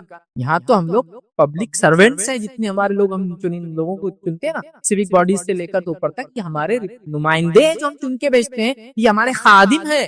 لیکن افسوس کی بات ہے, یہ ہم ان سے چن کے جاتے ہیں اور ہم کو پھر خادم بناتے ہیں. کہنے والی بڑی اچھی بات کی تھی کہ بولے جب کوئی کینڈیڈیٹ الیکشن میں کھڑا ہوتا تو بولے وہ مریض ہوتا, اور لوگ اس کو سویا ڈالتے رہتے, بولے جہاں دل سویا ڈالتے, وہ بولتا ڈالو بیٹا, ڈالتے جتنے سویا ڈالنا ڈالتا. پھر جب بن جاتا بولے وہ چن کے آ جاتا, تو پھر لوگوں کو لٹا کے سویا ڈالتا. بولے مطلب جیسا کہ ایک آدمی بیمار ہے, اسپتال کے ادھر سے خون نکالو, ادھر سے یہ کرو, اس کا یہ ٹیسٹ کرو, بولتا کر لے بیٹا, کر لے. پھر 5 سال تم کو ڈالتا سویا, بولے پورے آنکھ ہر آدمی, پھر سلاتا اور تمہارے ریسورسز کھینچ کے نکالتا. ذوالقرنین کو جب یہ کہا گیا کہ تم نے اچھا کیا, یہ کیا, تو کہا میرا کچھ بھی نہیں, قال هذا رحمۃ من ربی, یہ تو میرے رب کی رحمت, اس میں کیا حال کرتا. پھر فرمایا اور جب میرے رب کا وعدہ آئے گا تو اسے زمین بوس کر دے گا, بے شک میرے رب کا وعدہ سچا اور حق. اور جب رب کا وعدہ آ جائے تو یہ دیوار زمین بوس ہو جائیں گے, گر جائیں گے, اور پھر جو وعدہ ہے اللہ کا پورا ہو جائے. کیا وعدہ ہے, یاجوج ماجوج نکل جائیں گے, اللہ کی رحمت کچھ.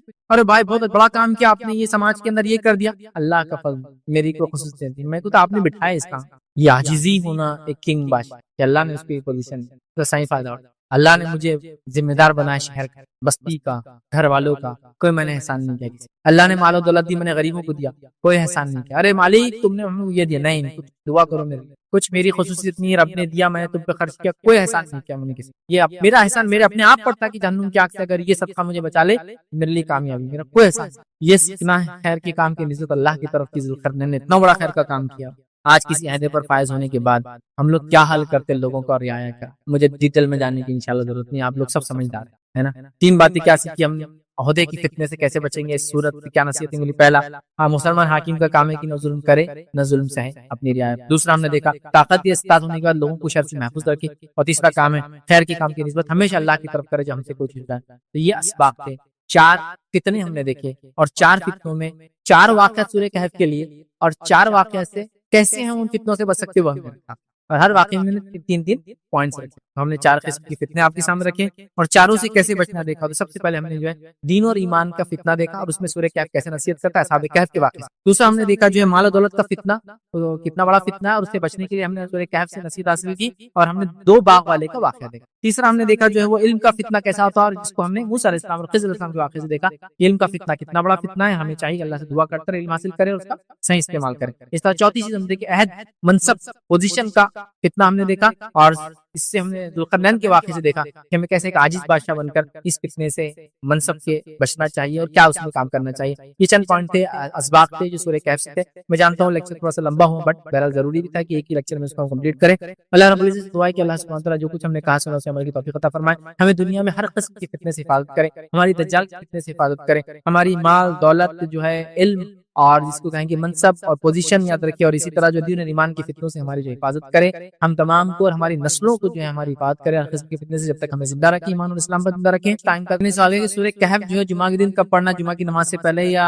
नमाज के बाद? तो सूरह कहफ जुमा के दिन कभी भी पढ़ सकते हैं, और जुमा का दिन चालू होता है, जुमा जो हम लोग दिन जिसको होते डे, उससे पहले जो नाइट आती है तो उसकी मगरिब, मतलब मिसाल से आज जुमेरात है, उर्दू में जुमेरात होती है, तो जुमेरात के दिन जो मगरिब आएंगे वहां से चालू होगा जुमा, तो वो मगरिब से लेकर फिर जुमा के दिन मगरिब शुरू होने से पहले, मतलब जो शनिचर की मगरिब रहेंगे एक तरह, समझे ना, क्योंकि इस्लाम में दिन पहले आता रात बाद में आता, तो लिहाजा जुमेरात की मगरिब के बाद से लेकर जुमा के दिन की मगरिब से पहले तक क्या आप सूरह कहफ कभी पढ़ सकते, तो आपके पास पूरा एक दिन होता है पढ़ने के लिए। तो जुमा से पहले पढ़ें, जुमा की नमाज के बाद पढ़ें, या फिर जुमा शुरू होते ही मगरिब के बाद पढ़ लिया जुमेरात की रात में, या फिर जुमेरात जुमा के दिन असर के बाद पढ़े, वल्लाह, मतलब आप जब चाहे पढ़ सकते, पूरे दिन में आपको सूरह कहफ कभी भी। सूरह कहफ की फजीलत देखिए, 2-3 फजीलतें रिवायतें में आती है। एक ये है कि सूरह कहफ जो पढ़ता है, सूरह कहफ नूर होता है, ये जुमा से लेकर वो जुमा तो नूर है, 2 जुमा के बीच में वो नूर रहता है। इस तरह सूरह कहफ की फजीलत ये है कि अगर इसको पढ़ा जाए तो इससे सकीनत तारी है। जैसे एक साहबी ने इसको पढ़ा और बादल आए और उसको देखकर उनका घोड़ा डरने लगा, जब नबी अकरम सल्लल्लाहु अलैहि वसल्लम बताया गया तो आपने कहा सकीनत थी, उससे सकीनत तारी होती है सूरह कहफ पढ़ने से। सूरह कहफ नूर है, एक जुमा से लेकर दूसरे जुमा के बीच में। सूरह कहफ की अव्वल 10 आयतें जो इंसान याद कर ले और उसको पढ़ा करे, दज्जाल के फितने से बच जाएंगे। ये चंद फजीलतें इसकी है, कभी मौका मिलता है इंशाल्लाह सूरह कहफ की और भी फजीलतें देखने की इंशाल्लाह। एक इमाम साहब ने मेरे को बोले कि असहाबे कहफ के जो नाम है उसके तावीज़ बना के पीना बोले, तो बच्चों को पिनाना, तो उसके कोई बरकत है, वो नामों में बहुत बरकत है, तो ये बात मैंने सवाल किया कि असहाबे कहफ के ताल्लुक से किसी ने उनको बताया कि उनके नाम अगर कोई तावीज बनाकर पहने तो उससे बच्चों की जिंदगी में बरकत आएंगी या फायदा होगा। सबसे पहले चीज मुझे बताइए असहाबे कहफ कितने थे, ये किसी को भी नहीं मालूम, तो किसको कैसा पता चलेगा उनके नाम क्या थे? जब तादाद ही नहीं मालूम तो नाम कहाँ से मालूम? बताओ। असहाबे कहफ तो वो दूर की बात है, मैं बोल रहा हूँ 313 या 315 या 317 या 319 जो बदरी सहाबा थे उनके नाम लाके दूंगा, इसमें बहुत डिस्प्यूट है, मिलते हैं कुछ हद तक, टफ हो जाता है।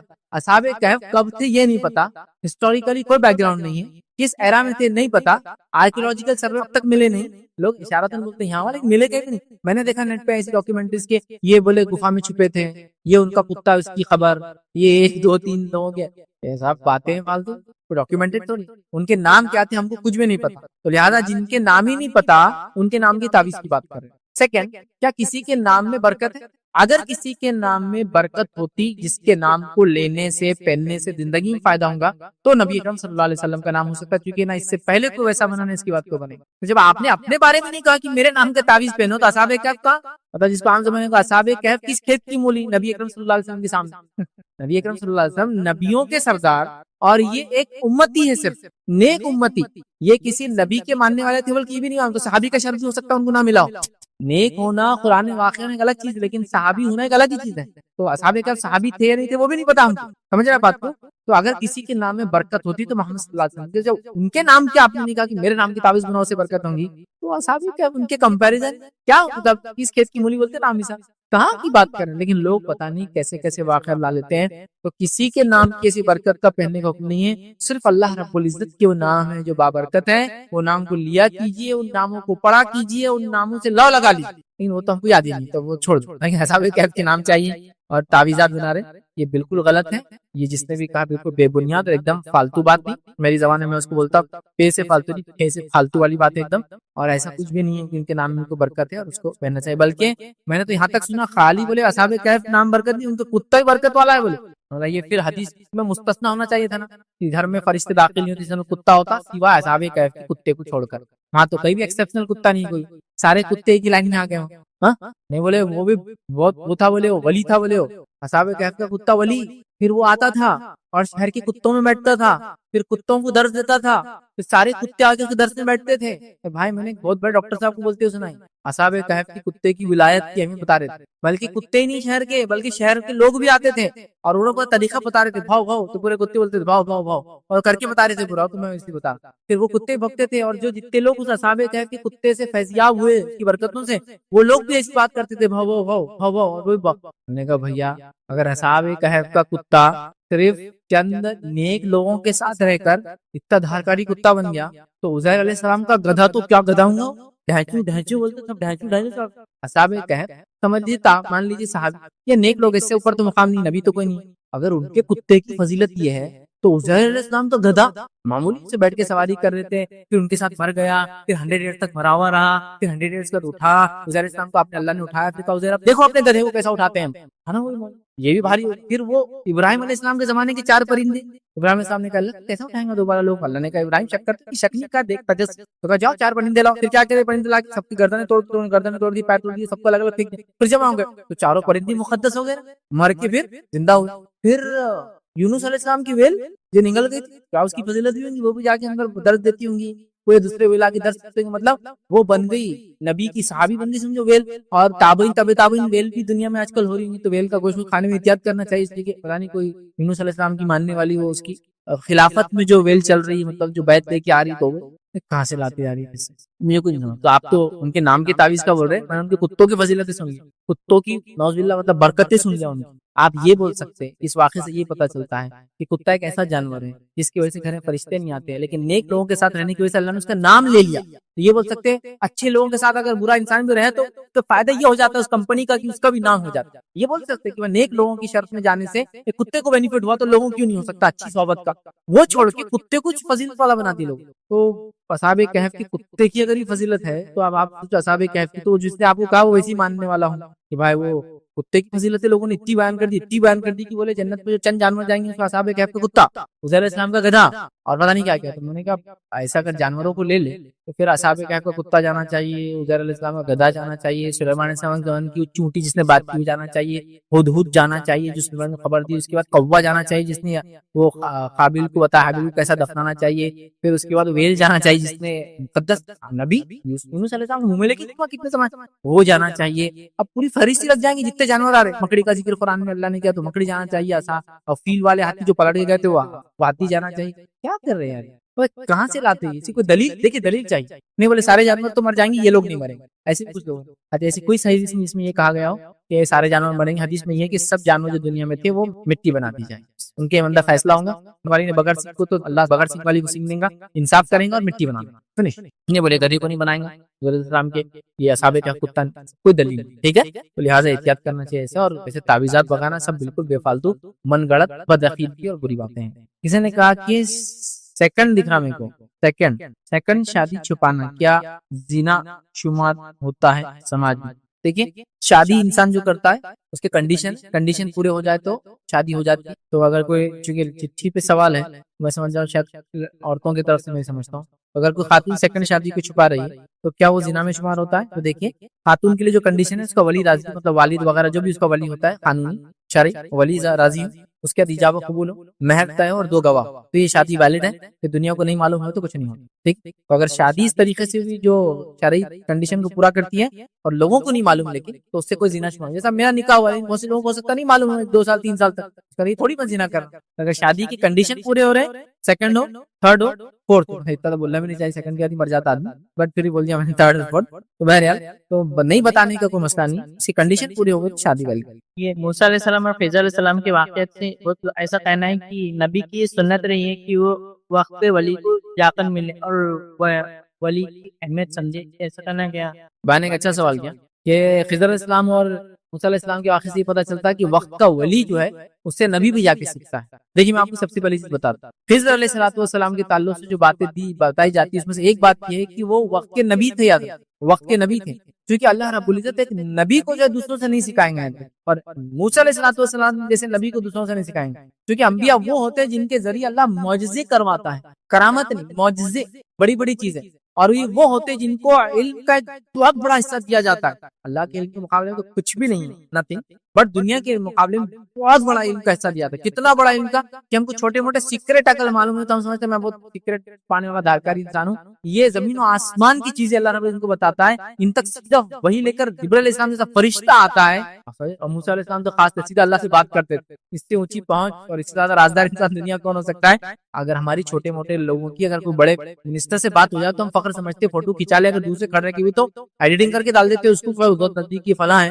اب اللہ رب العزت سے سیدھا بات سمجھ رہا بات. تو یہ کہنا کہ خضر علیہ السلام نبی نہیں تھے, ایک ولی تھے. دیکھیں ہر نبی ولی بھی ہوتا ہے تو کوئی ڈاؤٹ, لیکن ایک ولی تھے اور وقت کے نبی کو ولی سے سیکھنا پڑا, یہ درست. تو خضر علیہ السلام یا تو نبی تھے یا تو فرشتے ہوں گے, اللہ نے بھیجا ہوگا تاکہ صرف سکھائے. لیکن فرشتے ہونے کا ڈاؤٹ بھی ہم کو اس لیے چھوڑنا پڑے گا, ریزن بینگ کہ فرشتوں کے ذریعے اللہ انسانوں کیوں سکھائیں گے, اس سینس میں کم از کم, کیونکہ فرشتوں کا علم تو اللہ جو انسانوں سے زیادہ ہی ہوتا ہے. ریزن بینگ اللہ کے ساتھ رہتے ہیں, بہت قریب رہتے ہیں, ڈائریکٹ باتوں کو سنتے ہیں, سمجھ نا بات. جنت جہنم دیکھے ہوئے ہیں, یہ بھی محال ہے. تو وہ ایک نبی تھے یاد رکھیں, اور اللہ رب العزت نے بتایا کہ اے موسیٰ جس طرح سے آپ نبی ہو دیگر اور انبیاء ہیں, لیکن میں نے بالکل سنا ہے کہ یہ واقعے کو لوگ لے کر بتاتے ہیں کہ وقت کا نبی بھی ولی کے بغیر کام نہیں کر سکتا, بلکہ نعوذ باللہ ثم نعوذ باللہ. میں نے تو یہاں تک واقعہ سنا کہ ایک صاحب چلا چلا کے مائک پہ سنا رہے تھے, 27 رجب کو جو شب برات شب معراج مناتے لوگ, چلا رہے تھے کہ نبی اکرم صلی اللہ علیہ وسلم گئے سدرۃ المنتہا پہ, جبرائیل علیہ السلام نے چھوڑ دیا. اسی کو بیس بنا کے موسیٰ علیہ السلام خضر علیہ السلام سے ملے تو وقت کے ولی کے پاس نبی کو بھی جانا پڑتا. ان کے نزدیک ولایت کا درجہ نبوت سے زیادہ ہوتا ہے, یاد رکھیں, نعوذ باللہ ثم نعوذ باللہ, اللہ کو معاف کرے اس کے. لیکن ایسا عقیدہ لوگوں کا ہے کہ جس تک ڈائریکٹ وہی آتی نعوذ باللہ اس سے بھی زیادہ بڑا مرتبہ اس کا ہے جس تک وہی نہیں آتی جو نبی بھی. تو وہ سنانے لگا وائز, ٹھیک ہے, اللہ کی لعنت تو اس پر, یہی بول سکتا ہوں میں کہ اس نے کیا سنا ہے. معلوم کہ نبی اکرم پھر آگے بڑھے, سدرۃ المنتہا سے آگے ایک مقام پہ جا کر آپ بھی آگے نہیں جا سکتے, کوشش کر رہے پھر پیچھے آ جائے, جائیں نہیں پا رہے. پھر جدھر نبی نہیں جا پا رہے ادھر سے ایک انسان نکل کے آ رہا, جدھر نبی اکرم صلی اللہ علیہ وسلم نہیں جا پا رہے اللہ کے پاس جب جانا ہے ادھر سے نکل کر ایک شخصیت آ رہی. پھر وہ شخصیت آ کے اللہ کی سجدے میں گر گئی, پھر ان کے پیٹھ پر پیر رکھ کر نبی اکرم صلی اللہ علیہ وسلم گئے. تو نعوذ باللہ ثم نعوذ باللہ, ان کا بولنا یہ تھا کہ یہ آدمی نبی سے افضل ہے, کیونکہ نبی نہ جا پایا وہاں سے وہ نکل کر آیا, اور نبی کو ان کا وسیلہ لینا پڑا کہ ان کے پیٹھ پر پیر رکھ کر پھر آگے بڑھ سکے. اور وہ بولے تھے خواجہ غریب نواز کے, بولے جو ادھر سے نکل کر. اس لیے میں نے کہا اللہ کی لعنت اس جس نے ہمارے نبی کا مقام اتنا گھٹا دیا کہ جہاں نبی نہیں جا سکے وہاں سے وہ نکل کر آ. یہ جھوٹا من گھڑت واقعہ, اور وہ لعنتی ہے جو بھی ایسا عقیدہ. نبی اکرم صلی اللہ علیہ وسلم کا کیا مقام ہم نے سمجھا. تو بہرحال وہی مثال ہے جو آپ نے دی, ایسی مثالیں لوگ بہت ہی گھٹیا مثالیں دیتے ہیں, ٹھیک ہے, اور ان کا ایک انہوں نے بلیو بنا لیا ہے کہ ولایت نبوت سے آگے ہے. دیکھیے نبی خود بھی ایک بہت بڑا ولی ہوتا ہے, لیکن یہ ولایت جس سینس میں بولتے ہیں یہ غلط معنی ہوتا ہے. ان کا بولنا ہے کہ جو نبی آتے ہیں اہل ظاہر کے لیے آتے ہیں, جو لوگ ظاہر سمجھتے ہیں نبی آتے ہیں ان کو دعوت دیتے ہیں, لیکن اہل باطن کے لیے جو اندر کے چھپے ہوئے میننگ سے راز جانتے ہیں ان کے لیے ولی آتے ہیں, جس میں ایک سسٹم ہوتا ہے, قطب ہوتے ہیں, ابدال ہوتا ہے, یہ ہوتا ہے, سب سے بڑا اس میں غوث ہوتا ہے. پوزیشن سے مجھے پورے یاد میں نہیں بول, پھر غوث ہوتا ہے, اور یہ انسان ہوتے ہیں, فرشتے ہوتے ہیں, پھر اس کا الگ الگ ملکوتی, جبروتی, یاقوتی, وہ پتہ نہیں کیا کیا سلسلے چلتے ہیں. وہ سلسلے اوپر آسمان والے سلسلے ہی ہیں, زمین والے ان کے سلسلے ہوتے ہیں. تو زمین کا سب سے اونچا غوث ہوتا ہے, قطب ہے, ابدال ہے. تو دنیا میں ایک وقت میں کچھ تو پتہ نہیں 50-40 ابدال رہتے ہیں, اس کے اوپر جو ہے 4 قطب ہوتے ہیں, اس کے اوپر جو ہے ایک غوث. یہ ان کا ایک الگ ہے. تو بولتے ہیں بات, اور جو نبی آتے ہیں وہ ظاہر کر دیتے اور لکھا ہوا ہوتا ہے, وہی کے ذریعے ہوتا ہے, پڑھا ہوا ہوتا ہے جو تم لوگ پڑھتے ہو. لیکن جو ولایت والا علم ہوتا ہے وہ ادھر سے نکل کے ادھر والے سینے میں ٹرانسفر ہوتا ہے, اس لیے ہاتھ پر چومنے سے وہ ٹرانسفر ہونے کے چانسز بڑھ جاتے ہیں ولیوں کے پیچھے. تو بولتے ہیں یہ دل سے دل کو, نعوذ باللہ, یہاں تک لوگوں نے کہہ دیا, یہاں تک کہہ دیا نعوذ باللہ ثم نعوذ باللہ, کہ تم جن لوگوں سے روایت کرتے ہو وہ ہے جو سب مر گئے. ہم لوگ جو روایت کرتے حدیث سے سب وہ ہے جو انتقال کر گئے, صحابہ تابعین سب انتقال ہوگا, سب کا انتقال, سب چلے گئے. تو وہ یہاں تک جو لوگ اس طرح کی باتیں کرتے ولایت اور نبوت میں فرق کرتے ہو, کہتے ہیں تم ان سے روایت کرتے ہو جو مر چکے ہیں, اور اولیاء اللہ ان سے روایت کرتے جو حی لا یموت, وہ زندہ جس کو موت ہے. تو ڈائریکٹ اللہ سے کرتے. مطلب ہم جو حدیثوں کو مانتے ہیں وہ اہل ظاہر کے لیے ہے, وہ سب میتوں سے کرتے ہیں ہم لوگ. ان کا اتنا خطرناک معاملہ رہتا ہے کہ سیدھا اللہ سے روایتیں کرتے ہیں انکار ولی. کیا کہاں سے لاتے ہیں یہ باتیں, یہ کس کا عقیدہ ہے؟ یہ میرے کو لگتا ہے یہ رومیوں کا, مجوسیوں کا, اور ایسی جو مذاہب اس زمانے میں چلتے تھے نا ان کا سب کا نیچوڑ مکسچر دکھتا ہے. اسلام تو کہیں نہیں. نبی اکرم صلی اللہ علیہ وسلم کو بولا تھا میں اہل ظاہر کے لیے ہوں, اہل باطن کے لیے فلاں ہے. ایک سلسلہ یہ چل رہا, دوسرا ہم کو یہ مان دنیا ایک انسانوں کی اور جنوں کی ایک عالم ہے, دنیا کے اندر فرشتوں کا ایک عالم ہے, وہ تو ہم کو سمجھ میں آ رہا. لیکن یہ تیسرا چوتھا عالم کہاں ہے جس کے اندر کی ایک عالم ظاہری, ایک عالم باطنی, انسانوں کا باطنی, فرشتوں کا باطنی, اور یا پھر انسانوں کا باطنی اور جنوں کا باطنی, انسانوں کا ظاہری اور جنوں کا ظاہری. کیا فالتو بات. لیکن بہرحال یہ بہت کامن ہے. اس مسکنسیپشن کو چھوڑیں, بدعقیدگی کو چھوڑیں. نبی اکرم صلی اللہ علیہ وسلم ہمیں دیے گئے جو سب سے افضل بشر ہیں اور انسانوں میں سب سے محبوب شخصیت اللہ رب العزت رضی. ان سے بڑا مقام نہ کسی کا تھا نہ کسی کا ہوں گا.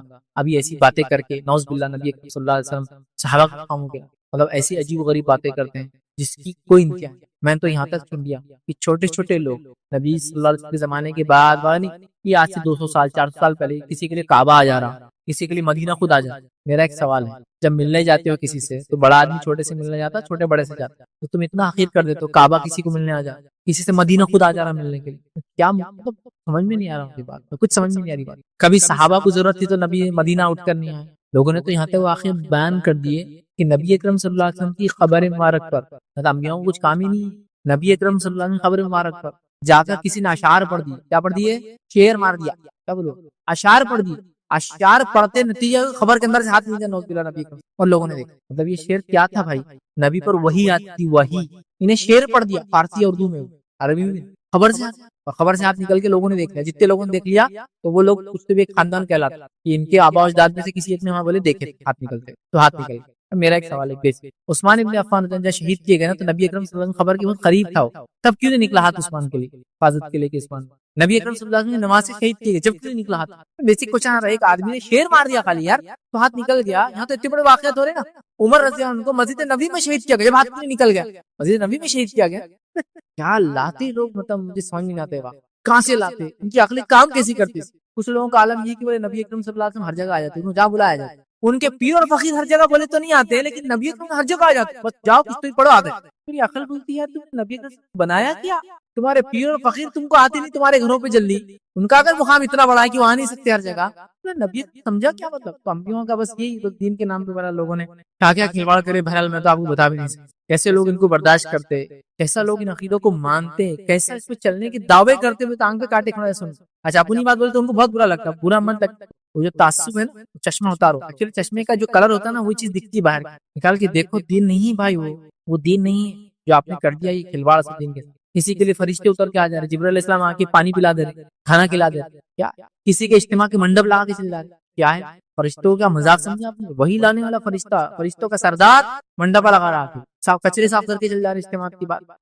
تو حد ہوتی ہے, کوئی لمٹ ہوتی ہے. انبیاء بیمار ہوئے ہم نے کبھی واقعات نہیں سنے. ایوب علیہ السلام بیمار ہو تو جبرائیل علیہ السلام آ کے دوا کھلا رہے, پانی پلا رہے. یہاں ایک آدمی ولی تھے, بولے کھانسی ہوئی, پانی کو نہیں تھا تو کھانسی, تو جبرائیل علیہ السلام آ کے پانی پلا کے. ارے جبرائیل علیہ السلام تو مذاق سمجھے تم نے؟ فرشتے جو وہی لانے پہ اپوائنٹڈ ہے, وہ ایک پرٹیکولر کام, وہ پانی پلانے آئے گا کسی. دیکھیے اللہ چاہے تو اپنی مخلوق سے بند فرشتوں سے کچھ کام لے سکتا ہے, لیکن حد ہو گئی, حد. تو بہرحال لوگوں نے تو انبیاء کو نہیں چھوڑا, تو بیچارے فرشتے, یہ تو ان کا وہ نہیں. بلکہ نعوذ باللہ ثم نعوذ باللہ لوگوں نے تو یہاں تک کہہ دیا کہ اللہ رب العزت نے پیر اور فقیروں سے بات کی. ڈائریکٹ باتیں ہو رہی تھی موسیٰ علیہ السلام. تو میں نے کہا جب اگر ڈائریکٹ تمہارے پیر اور فقیر سے نعوذ باللہ اللہ تعالیٰ کی بات ہوئی, تو پھر موسیٰ علیہ السلام کا کیا شرف رہا؟ موسیٰ کہاں پہ اکیلے کلیم اللہ رہے, تمہارے بھی سب کلیم اللہ ہو گئے نا یہاں سے وہاں تک. تو کیا معذر آپ بتاؤ موسیٰ علیہ السلام کا پھر کیا ان کا شرف اور خصوصیت رہی پھر کہ اللہ رب العزت ہر ارے گئے نتے کھرے سے بات کر رہے ہیں یہاں سے وہاں تک. نہیں بولے ڈائریکٹ بولے ہمارے فلاں پیر سے غوث اعظم کی ڈائریکٹ بات ہوگی, بولے پیران پیر کی اللہ تعالیٰ سے, تو ان کے مریدوں کی بات ہو جا رہی. کیا یار, مطلب میرے کو سمجھ میں نہیں آتا دین کا کیا مذاق اڑانا چاہ رہے لوگ, کیسا اڑانا چاہ رہے. کسی کا بولنا یہ کہ راستے سے جا رہے تھے, دل میں خیال آ گیا ایک نیک انسان کے بارے میں, کسی کے دل میں خیال آ گیا ایک نیک انسان ایک طوائف کے اس پہ بیٹھے, طوائف کے دروازے پہ. سارے واقعات سنا رہا ہوں, معتبر لوگوں کے منہ سے آپ نیٹ پہ سن سکتے جو بولے اپنی جماعتوں کے بڑے بڑے ذمہ دار ہیں. ایک طوائف کے در پر, دروازے پر ایک بہت بڑے اللہ کے ولی ہے, وہ وہاں ہے. اور ایک آدمی نے جب دیکھا ان کو وہاں سے نکلتے, داڑھی پھیلی ہوئی کری, تو اس کو غلط خیال آیا, کچھ اور چل رہا تھا. وہ خیال دل میں آتے آسمان سے آواز آ گئی, نہیں ایسا نہیں کرتے, آواز دینے والا اللہ تعالیٰ, سیدھا بولا ہوا ہے تقریر. اللہ تعالیٰ نے سیدھی آواز دے کے بولے نہیں ہمارے بندوں کا ایسا نہیں سوچنا, کیونکہ تم باطن نہیں جانتے, تم تو ظاہر دیکھ رہے کہ بال پھیلے ہوئے طوائف کے گھر سے نکل رہا, باطن اللہ. تو آواز آ بھائی, یہ آواز کی سخت ضرورت تھی جب حضرت عمر کو شہید کیا جا رہا تھا. رک جاؤ, عمر کو ہاتھ مت لگاؤ. یہ عثمان کو شہید کیا جاتی آواز نہیں ہے, علی بن ابی طالب کو شہید کیا نہیں ہے, حسن رضی اللہ عنہ کو شہید کیا نہیں ہے, حسین رضی اللہ عنہ کو شہید کیا نہیں آئی, اور گنت صحابہ کو قتل کر دیا لوگوں نے جنگوں کے وغیرہ میں نہیں آئی, تابعین کے لیے نہیں آئی, ایک غیرے کے لیے یو پی کی ایک بستی میں یہ سمجھ گیا.